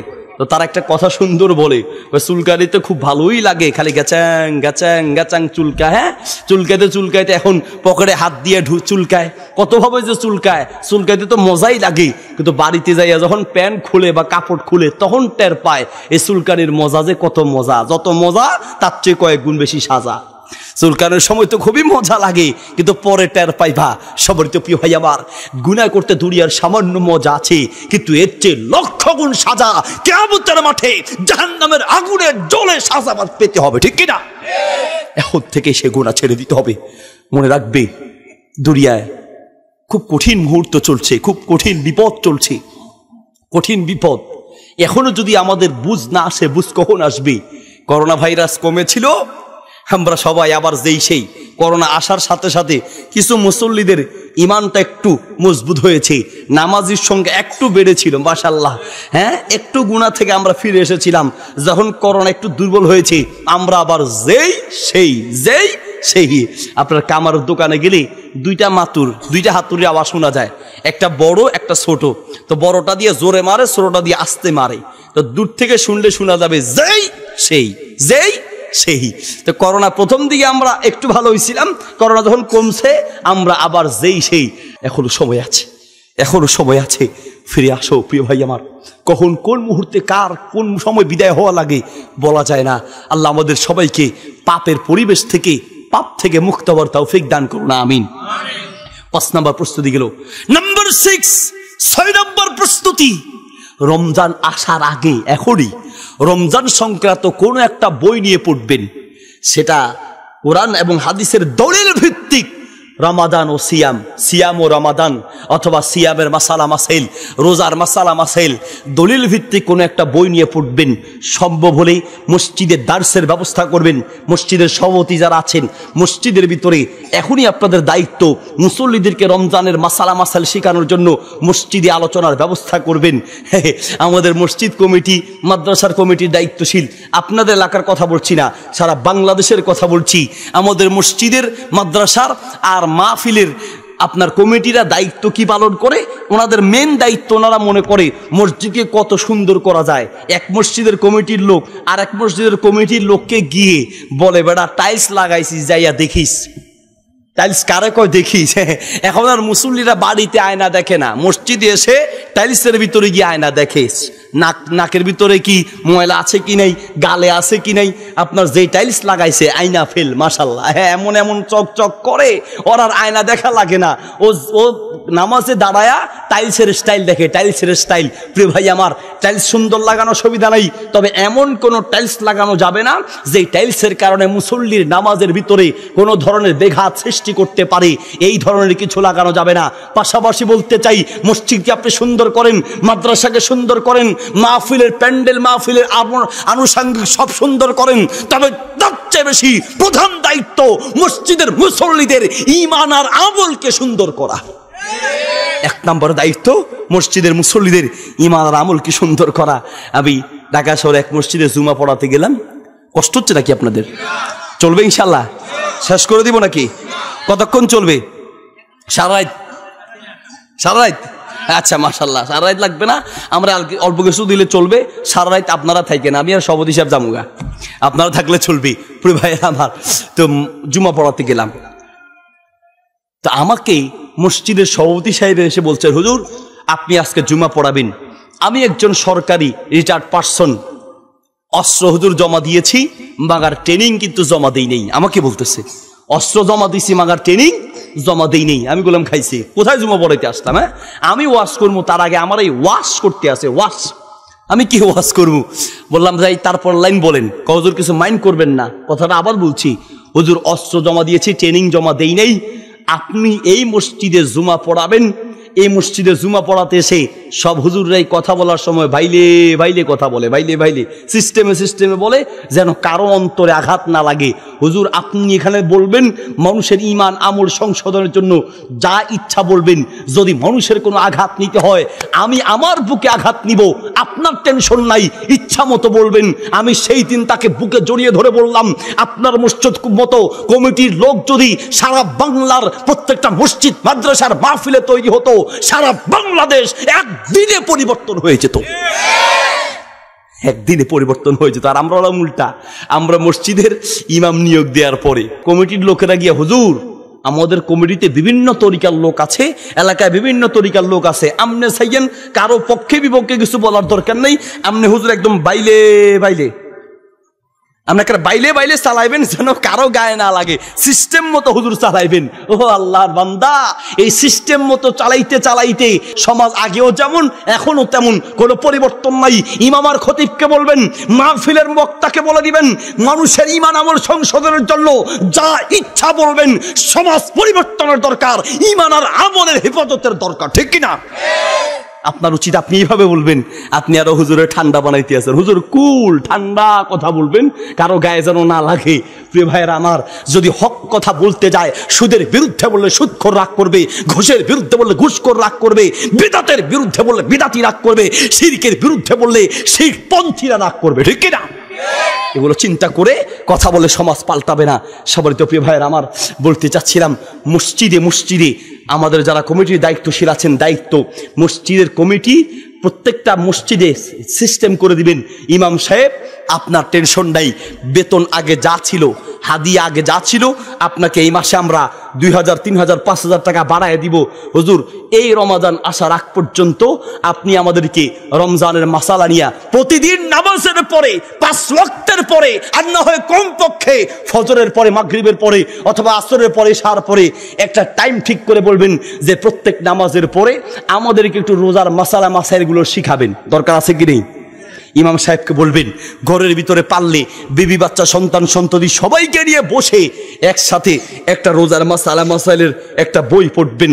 6 নম্বর প্রস্তুতি, রোজা আসার আগেই এখনই রোজার মাসালা মাসাইলগুলো জানতে হবে। শুধুমাত্র আমাদের এই জানার অভাবের কারণে রমজান মাসে আমরা অনেকগুলো ভুল করি, যেই ভুলের কারণে রমজানের মাস দিয়ে যেই পরিমাণ নেকি অর্জন করার কথা, সেই সওয়াব আর নেকির থেকে আমরা বঞ্চিত হই শুধু না জানার কারণে, ঠিক কিনা? রমজান আসলে রোজা রাখতে গিয়ে আমরা অহরহ ভুল করছি। কেন ভুল করছি? আমাদের জ্ঞানের অভাব আছে। কি কি ভুলগুলো করি, কয়েকটা ভুল কি বলবো? 1 নম্বর ভুল, 1 নম্বর ভুল হলো, আমরা রমজান মাসে কোনোদিন যদি সাহারি খেতে না পারি, সেই দিন আমরা বলি আজকে আর সেহরি খেতে পারলাম না, আমরা সেহরি বলি। এটা একটা ভুল। আমরা কি বলি? সেহরি। আসলে সেহের মানে হলো জাদু, আর সাহার মানে হলো শেষ রাতের খাবার। এখন আমরা যে সেহরি বলেন, সেহরি মানে জাদু, আর সাহারি মানে হলো শেষ রাতের খাবার। আপনারা কি জাদু খান না শেষ রাতের খাবার খান? তাইলে আমরা সেহরি খাই না, কি খাই? সাহারি খাই। আরবি ভাষা হলো সাহারি। তো কোনোদিন যদি সাহারি খেতে না পারি, তো সেই দিন আমরা বলি আজকে তো ঘুম থেকে উঠতে দেরি হয়ে গেছে, সাহারি খেতে পারি নেই, থাক আজকের রোজাটা বাদ থাক, আগামীকালকে থেকে আবার শুরু করব না। সাহারি খাওয়া গুরুত্বপূর্ণ সুন্নাহ, ঠিক আছে। সহিহ বুখারীতে হাদিস এসেছে, মুসনাদ আহমদ এসেছে, মিশকাত এসেছে। নবী সাল্লাল্লাহু আলাইহি ওয়াসাল্লাম বলেন তাসাহারু ফাইন্না ফিস সুহুরি বারাকা, সাহারি খাও, সাহারিতে বরকত আছে। ফাসলু মা বাইনা সিয়ামিনা ওয়া সিয়ামি আহলিল কিতাব আকালাতুস সাহুর, আমাদের সিয়ামের মাঝে ইহুদি আর খ্রিস্টানরাও সিয়াম বা রোজা রাখে, তাদের রোজার মুসলমানদের রোজার মাঝে পার্থক্য হলো তারা রোজা রাখে, সাহারি খায় না, আমরা রোজা রাখি, সাহারি খাই। সাহারি খাওয়া গুরুত্বপূর্ণ সুন্নাত, কিন্তু কোনো কারণে সাহারি খেতে না পারলেও ঘুম থেকে উঠেই আপনি রোজা রাখবেন, নিয়ত করবেন ইনশাআল্লাহ আপনার রোজা হয়ে যাবে, সাহারি না খেলেও রোজা হয়ে যাবে। তাহলে আমরা ভুল করি কি, সাহারিকে মনে করি রোজা, সাহারি খেতে না পারলে রোজা হবে না। সাহারি খাবেন, কোনো কারণে সাহারি খেতে না পারলেও আপনার রোজা হয়ে যাবে। আপনি ঘুমানোর আগেই তো নিয়ত করে ঘুমিয়েছেন সাহারি খাবো, এরপরে রোজা রাখবো, উঠতে পারেন নাই, অসুবিধা নেই, তখন থেকে খানা বন্ধ, আপনার রোজা হয়ে যাবে। বাকি যদি সাহারি খেতে না উঠতে পারার কারণে খেতে পারেন নাই, শরীর দুর্বল হয়ে গেছে, ঘুরে পড়ে যাবেন, অসুস্থ হয়ে যাবেন মনে করেন, তাহলে আপনি রোজা ভাঙতে পারবেন অসুস্থতার কারণে, কিন্তু সাহারি খান নাই, এই অজুহাত দিয়ে রোজা ভাঙা যাবে না। নাম্বার দুই নাম্বার ভুল করি আমরা, রোজা রাখা অবস্থায় গরম যদি লাগে তাহলে মাথায় পানি অথবা শরীর ভিজানো অথবা একটু গোসল করা অথবা মাথায় একটু পানি দেওয়া, এই কাজটা যদি কেউ করে আমরা বলি এ বেটা তোর তো রোজা হালকা হয়ে গেছে। রোজা কি হয়েছে? হালকা। মাথায় বেশি পানি দিলে রোজা হালকা হয়ে যায়, শরীর ভিজায় রাখলে রোজা হালকা হয়ে যায়। তো হালকা হলে তো ভালো, ওজন একটু কমলো, হালকা হলে ভালো না? প্রিয় ভাইয়ের, আবার এটা ভুল কথা। ওমর রাদিয়াল্লাহু তাআলা আনহু বলছেন রোজার কষ্টে আমরা মাথা ভিজাতাম, শরীর ভিজাতাম, প্রয়োজনে যদি রোজা কষ্ট হয় তাহলে কষ্ট থেকে বাঁচার জন্য, গরম থেকে বাঁচার জন্য প্রয়োজনে মাথা ভিজানো, শরীর ভিজানো জায়েজ আছে। শরীর ভিজানো প্রয়োজনে গোসল করতে পারেন। তবে এবার পাইছেন হুজুর, সুযোগ পাইছেন, বলে হুজুর ঠিক আছে সমানে পুকুরে ডুবাবো, আবার ওইদিকে সুযোগ নেওয়া যাবে না। তাইলে আপনি ডুবাতে বেশি গেলে নাকে আর মুখে পানি ঢুকতে পারে, সেটা ভিন্ন মাসালা। যেন ভিতরে পানি যাওয়ার সম্ভাবনা না থাকলে ওটা মাকরু, কিন্তু এমনিতে শরীর ভিজাবেন অথবা মাথায় পানি দিবেন, বারবারও দিতে পারেন রোজার কষ্ট থেকে বাঁচার জন্য। 3 নাম্বার আরেকটা পয়েন্ট আমরা ভুল মনে করি কি, রোজায় কষ্ট হয় এটা বলা যাবে না, তাহলে রোজা হালকা হয়ে যাবে। রোজায় কষ্ট হয় না? কষ্ট হয়, এটা বললে হালকা হবে না। রোজায় কষ্ট হয়, কিন্তু রোজার কষ্ট মুসলমানদের কাছে কষ্ট মনে হয় না। বান্দা যখন চিন্তা করে, মুসলিম যখন চিন্তা করে যে এই রোজার কষ্টের মাধ্যমে আমি জাহান্নাম থেকে বাঁচবো, আল্লাহর জান্নাতের মেহমান হয়ে যাব, তখন এই রোজার কষ্ট মুসলমানের কাছে কষ্ট মনে হয় না, ঠিক কি না? আল্লাহর প্রতি অভিযোগ করে না। হ্যাঁ, বুঝার জন্য একটা দৃষ্টান্ত দিলে বুঝবেন। মনে করেন আপনার পেটে খুব রোগ, অসুস্থ হলেন, সমস্যা, পাথর হলো, ডাক্তার দেখালেন ঢাকাতে, ডাক্তার বলল আপনার পেট কেটে নাড়ি ভুড়ি বের করে এখান থেকে পাথরগুলো বের করতে হবে, আপনি বাঁচতেও পারেন মরতেও পারেন, নিদাবি অপারেশন করা হবে, রাজি আছেন? উনি তো ভয়ে শেষ, বাইরে দরকার নেই, এমনি মরমু তাও ভালো, কিন্তু পেট কেটে মরার দরকার নেই। আরেক ডাক্তার দেখালো একই কথা, 4-5 জন ডাক্তার দেখালো, সবাই বলল যে আপনার অপারেশন করা ছাড়া বিকল্প কোনো রাস্তা নেই। একজন ডাক্তার বলল, ভাই বড় একজন ডাক্তার পেয়েছে, ওই ডাক্তার বলল ঠিক আছে আপনার অপারেশন লাগবে না, তবে একটা কাজ করতে হবে, কষ্টদায়ক, কি প্রতিদিন একটা করে ইনজেকশন, 7 দিন 7টা ইনজেকশন দিবেন, কিছু তিতা ওষুধ দিমু খাবেন, রাজি আছেন? রোগী কি বলবে, স্যার জীবন বাঁচানোর জন্য, পেট কাটা থেকে বাঁচার জন্য, অপারেশন থেকে বাঁচার জন্য ইনজেকশন 7টা না, প্রয়োজনে 3 7 21টা দিমু, তাও স্যার ইনজেকশনের ব্যবস্থা করেন। ডাক্তার যখন ইনজেকশন দেয় ও খুব কষ্ট পায়, কিন্তু তারপরও এই কষ্ট তার কষ্ট মনে হয় না, কারণ মনের ভিতরে ইচ্ছা আছে এই সামান্য কষ্ট দিয়ে আবার জীবনটা বেঁচে যাবে। রোজার মাধ্যমে কষ্ট হয়, কিন্তু বান্দা যখন স্মরণ করবে রমজানের রোজা দিয়ে আমার গুনাহ থেকে বাঁচবো, জাহান্নাম থেকে বাঁচবো, তখন এই রোজার কষ্ট তার কাছে কষ্ট মনে হয় না, ঠিক কিনা? ভাইরা আমার, তাহলে রমজানের রোজা রেখে কষ্ট হয় এটা বললে রোজার কোনো সমস্যা নাই, কিন্তু আল্লাহর উপরে নারাজ হওয়া যাবে না। কেন আল্লাহ বিধানটা দিল? তোমাকে বাঁচানোর জন্য দিয়েছে। কেন দিয়েছে জানো? না খেয়ে থাকো, তখন বুঝবা যারা না খেয়ে থাকে তাদের কষ্টটা কি পরিমাণ হয়। যারা না খেয়ে মরছে, যারা অভাবে মরছে, যারা অভাবে না খেয়ে দিন কাটাচ্ছে, তখন বুঝবা এই যে না খেয়ে থাকাটা কত কষ্ট। একটু ট্রেনিং নাও, একটু কষ্ট করো, তখন বুঝে আসবে। এখন তো গরিব দেখলেই তোমার নাক ছিটকাও, তোমার কাছে অবহেলা মনে হয়, তুচ্ছ তাচ্ছিল্য করছো, অপমান করছো, ঠিক না? আমরা যারা একটু ধনী আছি, গরিব লোকদেরকে দেখলে তিরস্কার করছি, অপমান করছি, নাক ছিটকাচ্ছি, অথচ গরিবদের চেয়ে আল্লাহর কাছে ধনীদের দাম, ধনীদের মূল্য, ধনীদের চেয়ে গরিবদের মূল্য আল্লাহর কাছে লক্ষ গুণ বেশি, ঠিক কিনা? তবে হ্যাঁ, সেই ধনীও জান্নাতি হতে পারবে যেই ধনী ধন থাকার পরে, অর্থ থাকার পরে 2 হাত খুলে দান করে, 2 হাত খুলে দান করে। আর দানের কথা শুনলে আমরা হলাম উল্টা, হুজুর কতক্ষণ কান্দি চোখের পানি নেন তাও ভালো আছে, মাগার হুজুর দান করার কথা বলেন না, পকেটে হাত দিতে বলেন না, কান্দি কতক্ষণ চোখের পানি নেন তাও ভালো আছে। আমরা হলাম এরকম। প্রিয় ভাই আমার, নবী সাল্লাল্লাহু আলাইহি ওয়াসাল্লাম বলছেন, আত-তারগিব ওয়াত-তারহিব কিতাবে হাদিসটি আছে, সহিহুল জামি কিতাবে আছে, আল্লাহর নবী বলছেন, ইত্তালাতু ফিল জান্নাহ, আমি জান্নাতে উকি মেরেছি, জান্নাতে উকি মেরে দেখেছি, রাআইতু আকসারা আহলিহা আল ফুকারা, আমি জান্নাতে উকি মেরে দেখেছি জান্নাতের অধিকাংশ লোক হচ্ছে দরিদ্র আর গরিব লোকেরা। আল্লাহু আকবার। অধিকাংশ দরিদ্র আর গরিব লোকেরাই জান্নাতি হবে কিয়ামতের মাঠে। একদল ইমানদার গরিবরা উঠবে। তার মানে গরিব মানে খালি গরিব হলে জান্নাতে যাবে তা নয়, ইমান আমলের পাশাপাশি যদি গরিব হয়। কিছু গরিব দরিদ্র আছে, আপনার স্টেশনে দেখবেন ইয়াবা খায়, গাঞ্জা খায়, আছে কি নাই? এগুলোর কথা না। ইমানদার আমলদার পাশাপাশি হত দরিদ্র গরিব অভাবী তাদের ফজিলত বলছি। নবী সাল্লাল্লাহু আলাইহি ওয়াসাল্লাম বলেন, কিয়ামতের মাঠে আপনার একদল লোক গরিব দরিদ্র লোকেরা উঠবে, উঠে ফেরেশতাদেরকে বলবে, আমাদের জান্নাত কই, জান্নাত দেখাও, জান্নাতে যাব। ফেরেশতারা বলবে, মিয়া আগে হিসাব দাও, কুমুলিল হিসাব, দেখছো না মানুষেরা হিসাব নেওয়ার জন্য দাঁড়িয়েছে, হিসাব দিয়ে আসো।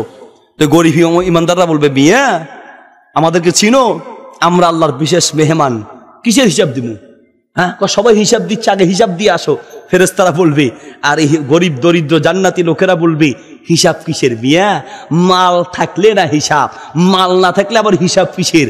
আমরা তো দুনিয়ার সেই হত দরিদ্র গরিব মানুষ ছিলাম যাদের কোনো অর্থ সম্পদ জমাই ছিল না, আমরা বিনা হিসাবে আল্লাহর জান্নাতের মেহমান হয়ে যাব। আল্লাহু আকবার। কাজে দরিদ্র গরিব দেখে অপমান করা যাবে না। গরিবরা যে কি পরিমাণ কষ্ট হবায়, সারাদিন না খেয়ে থাকেন, তখন এই গরিবদের অভাবটা বুঝতে পারবেন। সবারই তো প্রিয় ভাই আমার, এই রমজান মাস সিয়ামের মাধ্যমে আপনাকে কিছু ট্রেনিং দেওয়া হচ্ছে। ট্রেনিং, আপনি দেখেন কোনো একটা কিছু খাবেন, খানাটা বৈধ, বৈধ খাবার, ভাত আছে, পানি আছে, কিন্তু আল্লাহর হুকুম নাই, এই জন্য খাচ্ছেন না। ইফতারের টাইম হয়েছে, আপনার সব সামনে, ইচ্ছা করলে বাথরুমে ঢুকে আপনি দরজা বন্ধ করে খেতে পারেন, পৃথিবীর কেউ দেখবে না, কিন্তু তারপরে আপনি খান না। বারবার আপনি ঘড়ির দিকে তাকাচ্ছেন, বারবার ঘড়ির দিকে তাকান, আজানের আওয়াজ শোনা যায় কিনা খবর নিচ্ছেন, খাচ্ছেন না কেন? যে আমি যদি এখন খাই তাহলে এটা আল্লাহর নিষিদ্ধ কাজ হবে। গোপনে খেতে পারি, কিন্তু সবাই না দেখলেও আল্লাহ তো দেখবে, এই কথাটা আপনার ভিতরে যেন সৃষ্টি হয়। লাআল্লাকুম তাত্তাকুন, এই ভয়টা যেন আপনার কলিজার ভিতরে থাকে। এই জন্য রমজানের রোজা দিয়ে আপনাকে ট্রেনিং দেওয়া হচ্ছে। আল্লাহু আকবার। আপনাকে ট্রেনিং দেওয়া হচ্ছে। সবার তো প্রিয় ভাই আমার, তাহলে আমরা যে ভুলটি করি সেটা হচ্ছে রমজান মাসে রোজা রেখে সিয়াম পালন করা অবস্থায় আমরা মনে করি রোজায় কষ্ট, এটা বলা যাবে না। বলা যাবে, তবে আল্লাহর উপরে নারাজ হওয়া যাবে না। আরেকটি ভুল করি, রোজা রাখা অবস্থায় মিথ্যা, গীবত, শিকায়েত, অনেক পাপের কথা বলি। রোজা রাখা অবস্থায় সব ধরনের গুনাহ থেকে নিজেকে বাঁচিয়ে রাখতে হবে, এবং কি ঝগড়া করা থেকেও বেঁচে থাকতে হবে। কেউ আপনার সাথে ঝগড়া করতে এসেছে, আপনি বলবেন ইন্নী সাইম, আমি রোজাদার, আমি কোনো ঝগড়া করতে যাব না। রোজা রাখা অবস্থায় ঝগড়া করা পর্যন্ত নিষেধ, মিথ্যা, গীবত, শিকায়েত তো নিষেধই, এমনকি রোজা রাখা অবস্থায় ঝগড়া করা পর্যন্ত নিষেধ। আরেকটা ভুল করি, সেটা হলো ইফতারের টাইমে। ইফতারের টাইম হলে, আল্লাহু আকবার, ইফতারের সময় হয়ে গেলেই সহিহ বুখারীতে হাদিস এসেছে, আত-তারগিব ওয়াত-তারহিব কিতাব এসেছে, সুনানে তিরমিজিতে এসেছে, সুনানে আবু দাউদ এসেছে। নবী সাল্লাল্লাহু আলাইহি ওয়াসাল্লাম বলেন, লা ইয়াজালুন নাসু বিখাইরিন মা আজ্জালুল ফিতরা, বান্দা ততদিন পর্যন্ত আল্লাহর কল্যাণের ভিতরে থাকবে যতদিন পর্যন্ত রোজার ইফতার করবে। সময় হয়ে যাওয়ার সাথে সাথে তাড়াতাড়ি ইফতার করার মধ্যেই আল্লাহর কল্যাণ নিয়োজিত আছে। আল্লাহু আকবার। ইফতারের টাইম হবে, সাথে সাথেই ইফতার করবেন। আমাদের মহিলারা বিশেষ করে, ও সারাদিন খাই নাই, সারাদিন যেহেতু খাই নাই, আর 10 মিনিট পরে খেলে অসুবিধা কি, এটা মনে করে অধিকাংশ মহিলারা ইফতারের টাইম হয়ে যাওয়ারও 5-10 মিনিট পরে ইফতার করে। এটা ইসলামের শিক্ষা নয়। ইসলামের শিক্ষা টাইম টাইম হয়েছে সাথে সাথে খেতে হবে। মহিলারা ইফতার করতে দেরি করে এটার একটা বড় কারণ হলেন আপনারা পুরুষরা কি করেন, সারাদিন তো খান নাই, সারাদিন যেহেতু খান নাই এই সবগুলোর সুদে আসলে একসাথে আদায় করতে হবে। এটার মানে কাজা কাফারা যা আছে ইফতারের টাইম হলে ওই বেচারির উপরে মানে আপনার ওয়াইফের উপরে একটা নির্যাতনের স্টিম রোলার চলে। সারাদিন যা কষ্ট না হয় ইফতারের টাইমে তার চেয়ে বেশি কষ্ট হয়। আপনি তো খান নাই, মাথা আপনার এমনি গরম করে পেঁয়াজ কই, মরিচ কই, পেঁয়াজ কই, বুট কই, মুড়ি কই, ঠ্যাং কই কথা বলেন। বেচারি এগুলো তৈরি করতে করতে শেষ, আর আপনি পায়ের উপরে পা তুলে আপনি অর্ডার দিতে থাকেন। আপনি কি জানেন আল্লাহর নবী সাল্লাল্লাহু আলাইহি ওয়াসাল্লামের সুন্নাহ কি? আয়েশা রাদিয়াল্লাহু তাআলা আনহাকে প্রশ্ন করা হয়েছে, উম্মুল মুমিনিন, হে মুমিনদের মা, আল্লাহর নবী যখন বাড়িতে আসেন তিনি কি পায়ের উপরে পা তুলে বসে থাকেন, না খালি ঘুমান, না খালি ইবাদত করেন, কি করেন? নবী সাল্লাল্লাহু আলাইহি ওয়াসাল্লামের স্ত্রী বলছেন আল্লাহর নবী ঘরে এসে ইয়াখিতু সাওবাহু ওয়া ইয়াখিতু আলাইহি ওয়া ইয়াখদিমু আহলাহু, আল্লাহর নবী ঘরে বসে থাকতেন না, বরং তিনি নিজ হাতে কাপড় সিলাতেন, নিজ হাতে জুতা সেলাই করতেন, এবং কি নিজের স্ত্রীদেরকে রান্না বান্না পরিষ্কার পরিচ্ছন্নতার কাজে আল্লাহর নবী নিজে সহযোগিতা করতেন। আল্লাহু আকবার। কয়দিন স্ত্রীর কাপড় ধুয়ে দিয়েছেন? কয়দিন? স্ত্রীর মাথা ব্যথা করেছে, কয়দিন তার মাথা টিপে দিয়েছেন, এটা হয়তো দিতে পারেন, কিন্তু কয়দিন তার কাপড় ধুয়েছেন, কয়দিন ঘর ঝাড়ু দিয়েছেন, কয়দিন রান্না করে তাকে খাইয়েছেন? হ্যাঁ হুজুর, আমার বউ আমারে পছন্দ করে না, কথা বলার সময় হুজুর চামারের মতো কথা বলে, হ্যাঁ আমার প্রতি তার মায়া মমতা ভালোবাসা একটুও নাই, হুজুর কি করবো হুজুর, মহা বিপদে আছি। বিপদে তো থাকবেন, ভালোবাসা খালি চাইলেই হয় না, ভালোবাসা পাওয়ার জন্য কিছু কাজ করতে হয়, ঠিক না? আপনি তো স্ত্রীর সঙ্গে চাকরানির মতো ব্যবহার করছেন, স্ত্রী আপনার সাথে চাকরের মতো ব্যবহার করছেন। আপনার এটা স্ত্রী, এটা বউ, এটা চাকরানি নয়। আপনি কথায় কথায় কিচ্ছু হলেই শুরু করেন, তোর আব্বা, তোর মা, তোর 14 গোষ্ঠী, তোর বংশ মাটি শুদ্ধা খারাপ, ঠিক না? রাগ উঠলে অন্যায় করছে ওর মা কি করছে, ওর বাপের কি দোষ, ওর এলাকার কি দোষ, ওর মাটি পর্যন্ত, ওর এলাকার মাটির পর্যন্ত আপনি গালি দেন। আপনার বউ ভালো থাকবে? আপনার বউ ভালো থাকবে? আরো যদি একটু বেশি চালু হয়, হুজুর মায়ের উপরে ওষুধ নেই, মায়ের উপরে কি নেই? আপনার কষ্ট হচ্ছে নাকি? বরিশাল মাহফিল করতে গেলাম, তো মাহফিল শেষে এক মুরব্বী সে আমরা বলছে, হুজুর আপনি যা ওয়াজ হরছেন এইয়া দিয়া হুজুর কাম হবে না, হুজুর বউ এইয়া হুজুর বুঝাইয়া ঠিক করা যায় না, মায়ের উপরে হুজুর ঔষধ নাই, মায়ের উপরে ওষুধ নেই। ভাষা বুঝতেছেন তো? আমি বসে আছি, আর এক মুরব্বী এসে মুরব্বীর ধমক দিয়ে কয়, দুদু তুমি কি কইতে আসো, মাইরের উপরে ঔষধ নাই ইয়া কইছো? দুদু মুই মাইরা দেখছি কাম হয় নাই। একটা কয় মাইরের উপরে ওষুধ নাই, একটা কয় মাইরা দেখছি কাম হয় নাই। আমি বললাম দুদু একটু খুললে কন্ধি, ঘটনা কি? হুজুর মোর বোর দোষ একখান, কি? রাগ উঠলেই মোর বউ মরে কয়, হারামি তোর ভাত মুই খামু না। এটা আমাদের মহিলাদের একটা দোষ, কিছু হইলে খামু না, থাকমু না, খামু না, থাকমু না।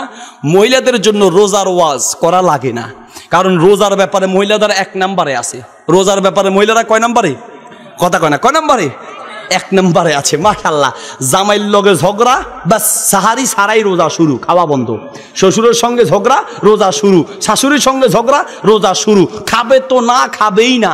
ঘরের দরজা লাইট বন্ধ করে ঘুমায় যান, এমনি খাবে, কিন্তু সামনে খাবে না। যদি খাওয়াইতে চান আপনি বুঝাই খাওয়াইতে পারবেন না, লাইট বন্ধ করেন ঘুমায় যান, ঠিকই খাবে, জায়গা মতো খাই নিবে। সম্মানিত ভাইয়ের আমার, বলতে চাচ্ছিলাম আল্লাহু আকবার, আপনার 1 নাম্বার খাবো না, আর হলো কি থাকবো না, তোমার ঘরে থাকবই না। 20 বছর আগ থেকে শুরু হয়েছে, থাকবো না থাকবো না থাকবো না, 20 বছর হয়েছে, এখনো কিন্তু যায় না। শুরু হয়েছে 20 বছর আগ থেকে। হুজুর মোর বড় দোষ একখান, কি? রাগ উঠলেই মরে হারামি তোর ভাত মুই খামু না। হুজুর একদিন রাগ এমন ওটা উঠছে, হাতের কাছে একটা লাডি পাইছিলাম, লাডি আর নিয়ে হুজুর এমন পিটাইছি, পিটাইতে হইয়া লাইছি। হইয়ার পরে হুজুর আবার পিটাইছি, বরিশালের ভাষা বুঝেন তো, হুজুর আচ্ছা তারে পিটাইছি, পিটাইতে হুজুর দেখতে আসি বেউস হয়ে গেছে। বেউস হওয়ার পরে হুজুর মোর কলিজা দুবদুব করতে আসে।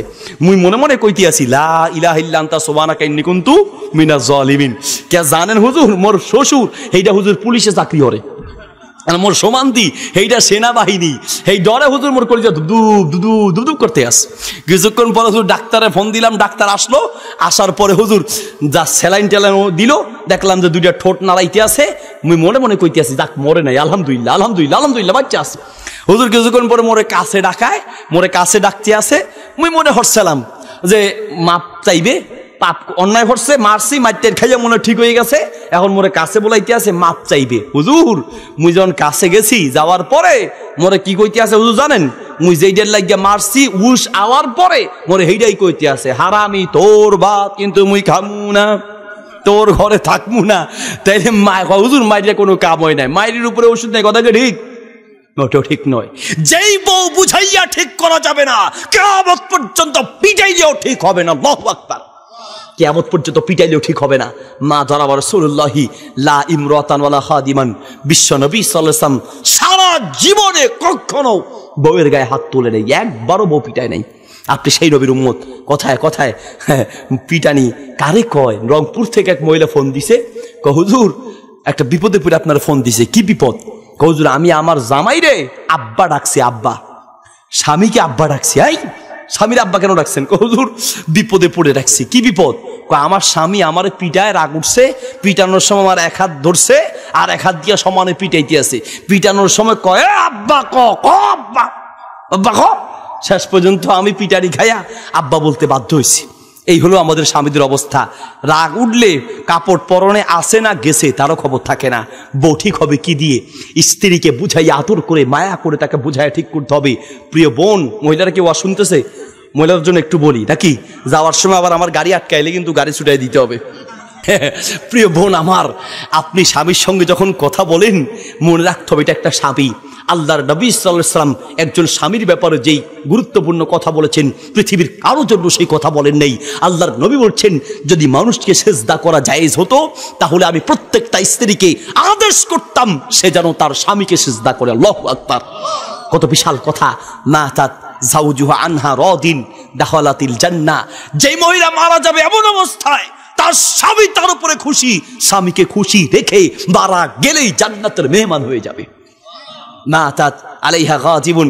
যদি কোনো একজন স্বামী এই অবস্থা মারা যায়, তার উপরে তার স্বামী তার উপরে রাগান্বিত, মরার সঙ্গে সঙ্গে জাহান্নামে চলে যাবে। এই জন্য স্বামীকে সন্তুষ্ট রেখে দুনিয়ার থেকে বিদায় হতে চেষ্টা করবেন। রাতে ঘুমানোর সময় কিচ্ছু হলেই আপনি কথা বন্ধ করে ঘুমাচ্ছেন, হ্যাঁ, কিচ্ছু হলেই কথা বন্ধ। এক স্বামীর সঙ্গে রাগ করে কথা বন্ধ। স্বামী কত ডাক্তার কবিরাজ কত কিছু দেখায় না, বউ সবার সঙ্গে কথা বলবে, স্বামীর সাথে কথা বলবেই না। বাপের বেটি তো কথা বলবেই না, বলবে না। তো রাতে এক রাতে হঠাৎ করে উঠে স্বামীর হাত ধরে ঘুম থেকে জায়গায় কয় উঠো উঠো তাড়াতাড়ি উঠো। স্বামী তো খুশি, আরে এত চেষ্টা করলাম আমার বউ রাগ ভাঙাইতে পারলাম না, ডাক্তার কবিরাজ কত কিছু দেখাইলাম, আল্লাহর রহমত কোন দরজা দিয়ে ঢুকছে, কেমনে এত ভালো হয়ে গেল, কোন দরজা দিয়ে আল্লাহর রহমত ঢুকছে। বউ উঠে কয় আল্লাহর রহমত কোন দরজা দিয়ে ঢুকছে এটা পরে চিন্তা করবা, পিছনের দরজা দিয়ে চোর ঢুকছে, চোর সামলাও। এখন স্বামী চিনবা না। যেই দিন স্বামী হারাবে সেই দিন বুঝবে তোমার স্বামী তোমার কত অমূল্য রতন ছিল, ঠিক কিনা? এখন কারো কারো মেসেজ পাইয়াই তুমি পাগল হয়ে যাচ্ছ, হ্যাঁ, কারো কারো মেসেজ পেয়ে এটা ছেড়ে আরেকটা, ওটা ছেড়ে আরেকটা খুঁজতেছো। তোমার প্রকৃত যে স্বামী, স্বামী কাকে বলে তোমাকে বুঝার জন্য বলছি প্রিয় বোন, তোমাকে বুঝার জন্য বলছি। ঢাকা গুলিস্তান ফ্লাইওভারের নিচে যারা গিয়েছেন দেখেছেন, ঢাকা গুলিস্তান ফ্লাইওভারের নিচে কিছু আপনার পুরান জুতা বিক্রি করে, পুরাতন জুতা, পুরান জুতা বিক্রি করে, দেখছেন তো আপনারা না? পুরান জুতা বিক্রি করি। এই জুতা দেখে ড্রাইভারকে বললাম যে আপনি একটু ইয়াকে ডাকেন, আপনার এক জুতা দোকানদারকে ডাকেন। জুতা দোকানদারকে ডাকলো, ডাকার পরে জিজ্ঞেস করলাম ভাই রে, এই যে সব জুতা পুরান পুরান দেখি, এগুলো কি চোরা জুতা নাকি? মার্কেটটা কি চোরা মার্কেট? হ্যাঁ, আমরা তো মসজিদে গিয়ে জন্যই বিপদে পড়ি। আমরা মসজিদে গিয়া বলি সুবহান রাব্বিয়াল আলা, আর জুতা চোরা কয় জুতা কোন জোড়া ভালা। হ্যাঁ, সব জুতা তো এখানে দেখতে আসি, ঘটনা কি? এটা কি চোরা মার্কেট? হুজুর চোরা মার্কেট, চোরাও থাকতে পারে জুতা, কিন্তু বেশিরভাগ জুতা চোরা না। কেউ হয়তো কম দামে বিক্রি করছে, আমরা নিয়ে আসছি, কেউ হয়তো নতুন কিনেছে তার পায়ে হয় না, অথবা বড় ছোট হয়েছে বিক্রি করে দিয়েছে, অথবা কিছুদিন পরে জুতাটা বিক্রি করে দিয়েছে, আমরা কম দামে নিয়ে আসি। তো আমি বললাম তো সব পুরুষের জুতা, মসজিদে তো পুরুষই বেশি যায়, মহিলার জুতা নাই, ঘটনা কি? হুজুর মহিলারও পুরান জুতা আমরা পাই, কিন্তু মহিলাদের জন্য পুরান জুতা কিনে আমরা এখানে আনি না। কারণ মহিলার পুরান জুতা কেনার জন্য কেউ মার্কেটে আসে না। আমি সেই দিন চিন্তা করলাম কথা আসলেই ঠিক। একজন স্বামী যত খারাপ হবে হোক, একজন স্বামী যত দুর্বল হবে হোক, একজন স্বামী যত খারাপ হবে হোক, নিজের জন্য পুরান জুতা কিনবে, নিজের জন্য পুরান কাপড় কিনবে, কম দামি জুতার কাপড়টা নিজের জন্য কিনবে। অনেক ঈদে নিজের একটা নতুন জামা কিনবে, সেই সুযোগ হয় না। একটা জামা যে ধুয়ে সিলাই ইস্তারি করে রাখবে সেটা পর্যন্ত মনে থাকে না। নিজের জন্য কম দামিটা কিনে, নিজের জন্য পুরানটা কিনে, কিন্তু কখনো স্ত্রীর জন্য পুরান জুতা কিনে না, ঠিক কিনা? পুরান জামাটা কিনে আপনি সেই আদরের স্ত্রী, কথায় কথায় তার সঙ্গে বৃদ্ধাঙ্গুল দেখে কথা বলছেন, জাহান্নাম ছাড়া উপায় নেই। প্রিয় বন্ধুগণ, বলতে চাচ্ছিলাম, আপনি যদি স্ত্রীর মায়া মমতা ভালোবাসা পেতে চান, স্ত্রীকে তার কাজে সহযোগিতা করবেন। রান্না বান্নায় সে ভুল করলেও তার উপরে আপনি চড়াও হবেন না, বরং তার প্রশংসা করবেন। মনে রাখবেন, 3টা জায়গায় মিথ্যা বলা যায়। কয়টা? এত ঘুমাই গেছেন, আমি ওয়াজ করে ঘামে বুক ভাসাইতে আসি, আর আপনার একটু পরেই ঘুমাইয়া মুখের লালা দিয়া বুক ভাসাবেন। এই জন্য কথা বলতে হবে। 3টা জায়গা মিথ্যা বলা যায়। কয়টা? আরো জোরে। 3টা জায়গা মিথ্যা বলা যায়। বলো হুজুর এই না সুযোগ পাইছি। একজন আমার হুজুর, দুনিয়াতে মিশা কথা আছে বলি কয়টা ভাত খাইতে পারতে আসি, মিথ্যা কথা যদি না থাকতো তাহলে ভাতই খাইতে পারতাম না। নাউজুবিল্লাহ বলেন। তার মানে ওর ব্যবসায়ী চলে মিথ্যা। আপনার এক দোকানে পাঞ্জাবের কাপড় কিনতে গেলাম, তো আমার হুজুর সবার লগে আমনের মিলবে না, সবাই থেকে হুজুর 200-250 টাকা নেই, আমনে কিনা দাম যা কিনছি একবার তাই দিবেন। কত? 160 টাকা।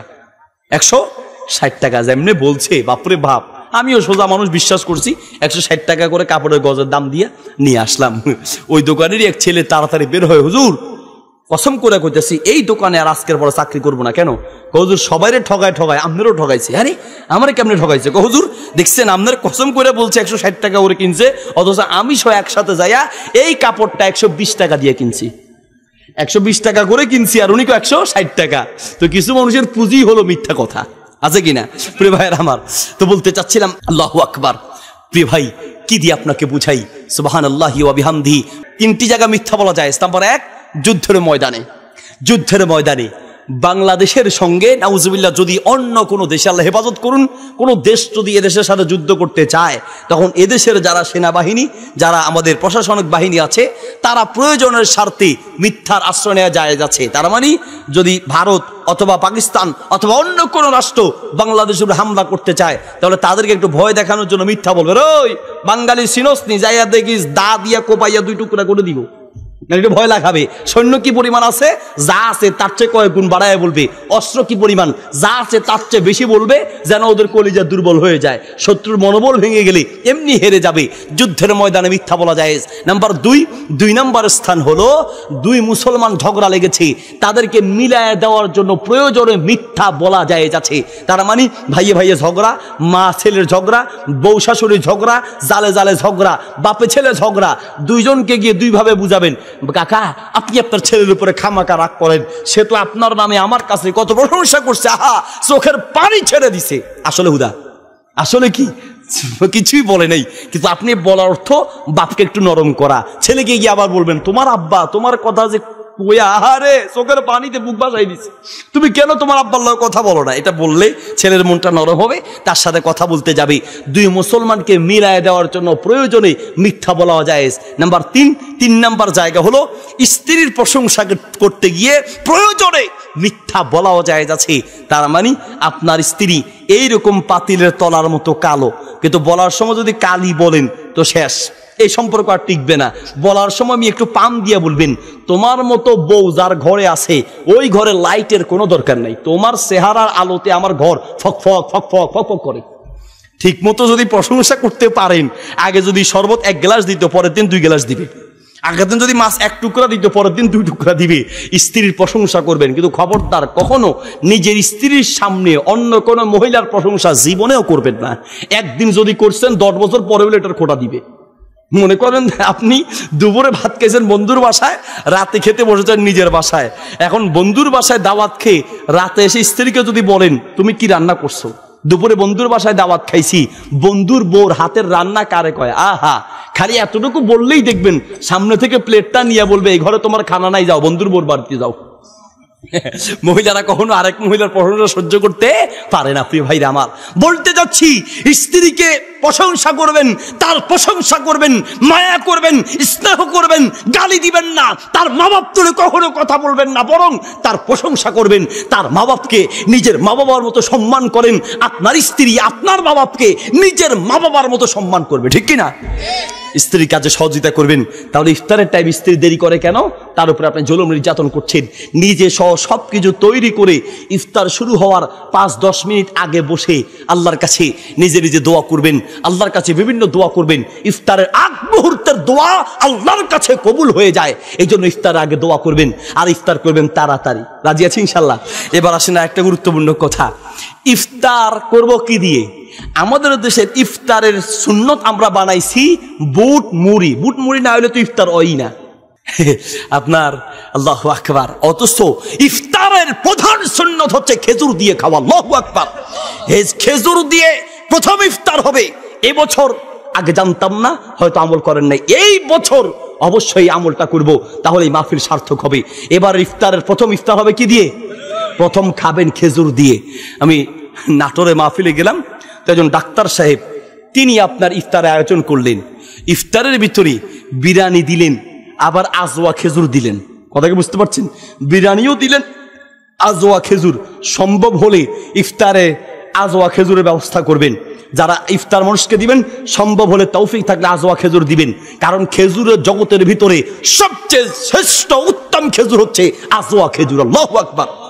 ইমাম আহমদ রাহিমাহুল্লাহ উল্লেখ করেছেন, এটা ইতিহাস থেকে বলছি, তিনি উল্লেখ করেছেন আজওয়া খেজুরটি নবী সাল্লাল্লাহু আলাইহি ওয়াসাল্লামের নিজ হাতে লাগানো সেই বিচি থেকে উঠে আসা জীবন্ত একটি মুজিজা হচ্ছে আজওয়া খেজুর। নবী সাল্লাল্লাহু আলাইহি ওয়াসাল্লাম একজন সাহাবী সালমান ফারসি রাদিয়াল্লাহু তাআলা আনহু এক ইহুদির গোলাম ছিলেন। ইহুদিকে বললেন, আমাকে একটু আজাদ করে দেন, আমি ইসলামের খেদমত করতে চাই। ওই ইহুদি তাকে আসলে আজাদ করবে না। তারপরে বললো যে দুটি শর্তে তোমাকে আজাদ করব। ১ নম্বর শর্ত ৬০০ দিনার দিবে। এটা না হয় একটা কষ্ট করে ব্যবস্থা করলো, কিন্তু দ্বিতীয় আরেকটা শর্ত দিয়েছে কি, আমি কিছু বিচি দিব, সেই বিচি থেকে খেজুর গাছ হতে হবে, ওই গাছে খেজুর ধরতে হবে, ওই খেজুর পেকে কালো হতে হবে, তারপরে তোমার আজাদ। তার মানে কি, ওরে আসলে আজাদ দিবে না।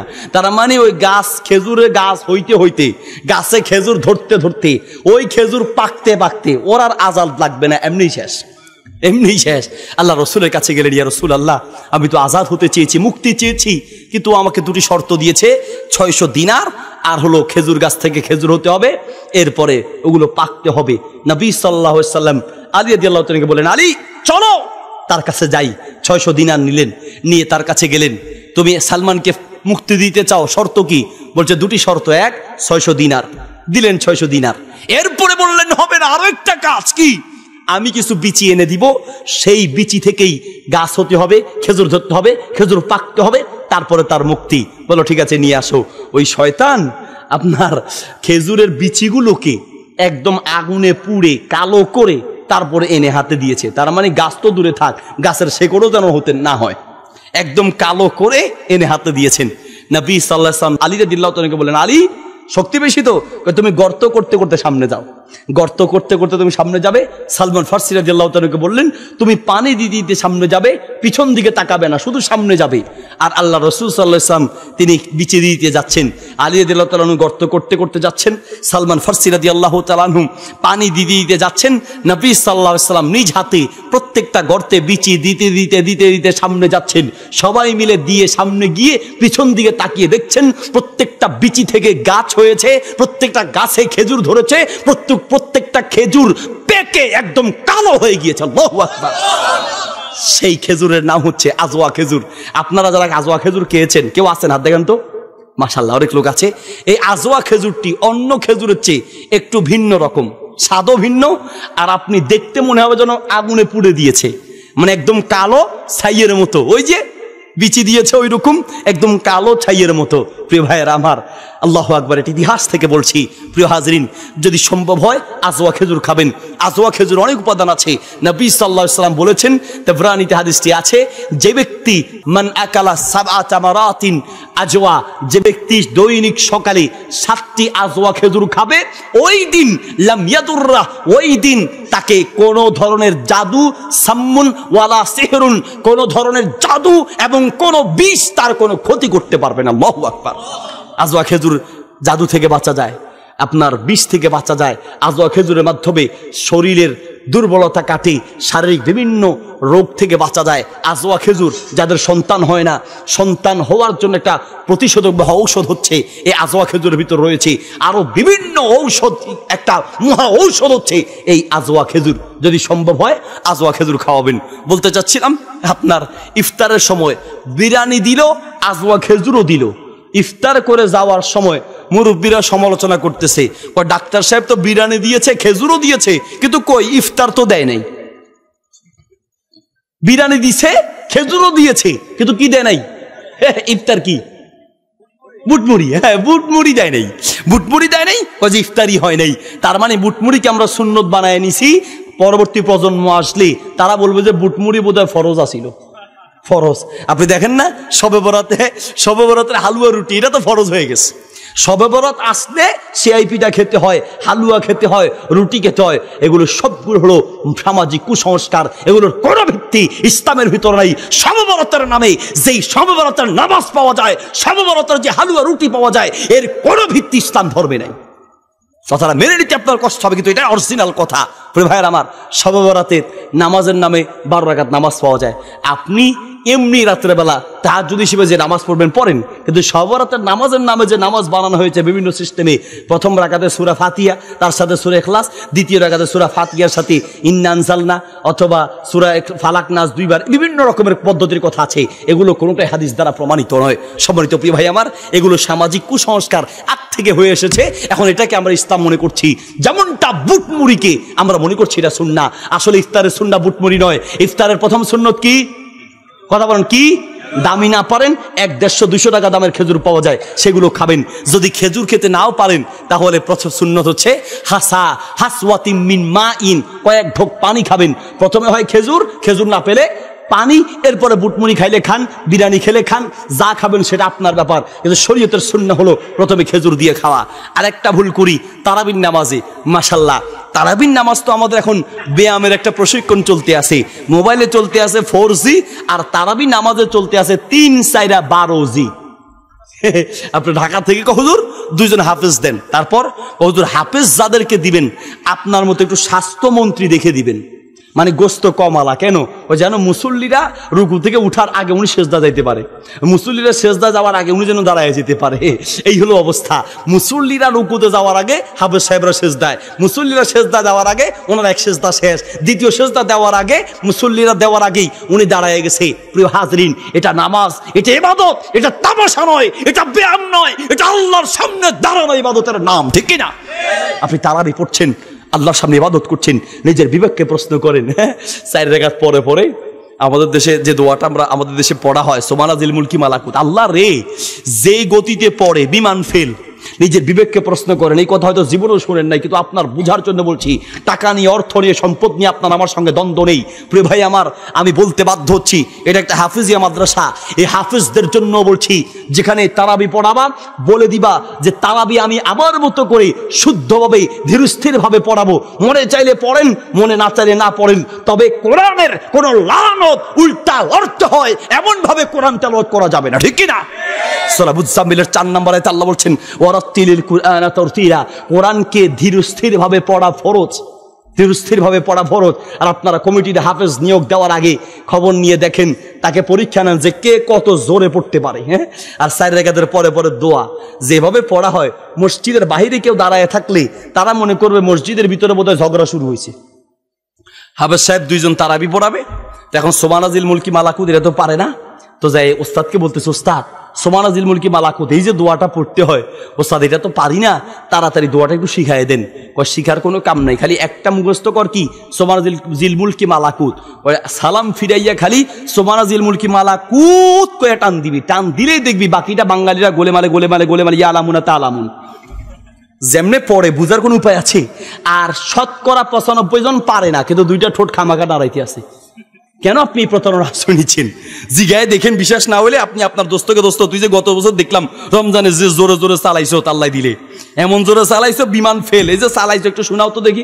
বলবে এটা খালি এটাই পারি, সুবহানা জিল মুলকি মালাকুত এতটুকু পারে, আর বাকিটা নাই। প্রিয় ভাইয়েরা আমার, আপনি যেই দোয়া পারেন এটাই পড়তে হবে, এমন কোনো হাদিস নেই। আপনি 4 রাকাতের পরে যেই দোয়া আপনি পারেন, যেটা পারেন সেটা পড়েন। প্রতারণা আশ্রয় নেওয়ার কি দরকার? আপনি যেটা পারবেন, একটু সময় দিয়েছে, আপনি যে কোনো দোয়া করেন, অসুবিধা নেই। সম্মানিত প্রিয় ভাইয়েরা আমার, তাহলে তারাবির নামাজে ধীরস্থির ভাবে পড়বো, রাজি আছি ইনশাল্লাহ? ধীরস্থির ভাবে পড়বো। যদি আপনার ধৈর্য কুলায় আপনি খতম তারাবি পড়েন, ধৈর্য না কুলায় খতমের দরকার নেই। যতটুকু পারবেন ততটুকু পড়বেন, কিন্তু পড়াটা যেন ধীর স্থির ভাবে হয়। কোরআন লানত করে এইভাবে কোরআনকে উল্টা পাল্টা পড়া যাবে না।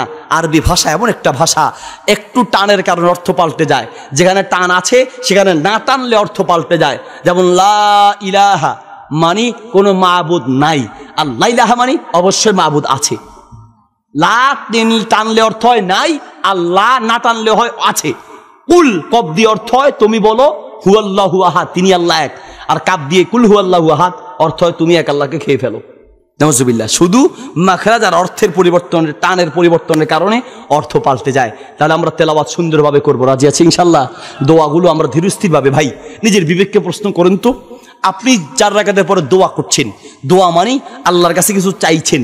আমি সভাপতি সাহেবের কাছে কিছু চাইবো, আমি যদি তাড়াহুড়া করে চাই, বা কোনো এমপি মন্ত্রী প্রধানমন্ত্রীর কাছে কিছু চাইবে, আপনাদের এলাকায় যে আসতেছি রাস্তা, মাশাআল্লাহ এই রাস্তায় হাঁটু ভাঙ্গা দ, কান্দে ভাঙ্গা ধ হয়ে আছে।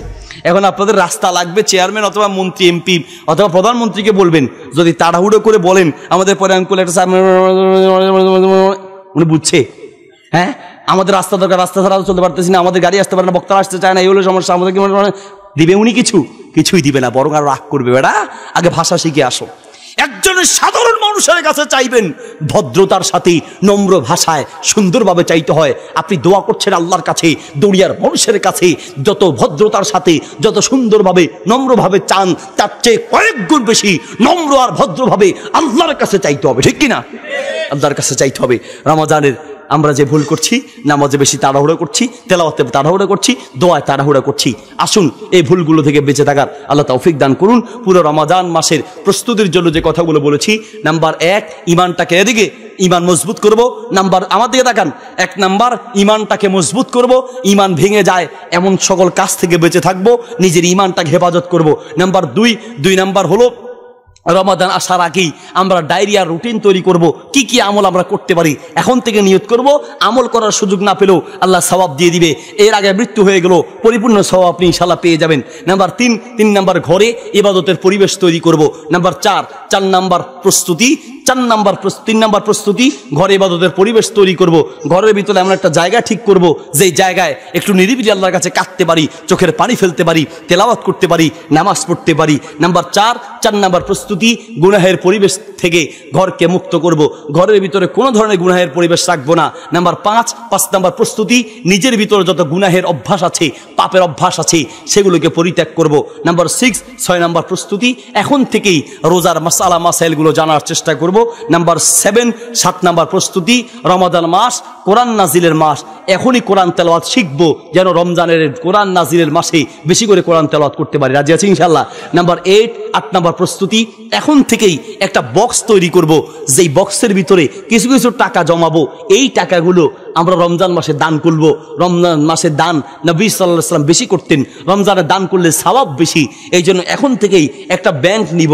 আমাদের আগে মায়েরা আপনার মুষ্টি চাল রাখতো, মুষ্টি চাল, ঠিক না? আমরা ছোটবেলায় দেখেছি ওই বাঁশ কেটে বাঁশের ভিতরে টাকা জমাতো। একটা ব্যাংক নিবেন, একটা বক্স রাখবেন, যেটা হবে সদকার বক্স, দানের বক্স। ওখানে একটু একটু করে রাখবেন, রমজান মাসে দান করবেন। রাজি আছি ইনশাল্লাহ দানের জন্য? প্রিয় ভাইয়েরা আমার, বেশি আজকে কথা বললাম না, 8টি পয়েন্ট বললাম। এই 8টি প্রস্তুতি গ্রহণ করি। আল্লাহ আমাদেরকে তৌফিক দান করুন। এবছর রমজান পেয়েছি, এটা আল্লাহর বিশাল একটা নিয়ামত। রমজান যদি পাই, এর চেয়ে বড় নিয়ামত আর কি হতে পারে ভাই? গত বছর একসাথে রমজান পেয়েছি বহু মানুষ, এই বছর তারা নাই। এই বছর আমরা যদি পাই, আগামী বছর পাবো, তার কোনো গ্যারান্টি নেই। এখন থেকে প্রস্তুতি নিতে হবে। আল্লাহ আমাদের সবাইকে তৌফিক দান করুন।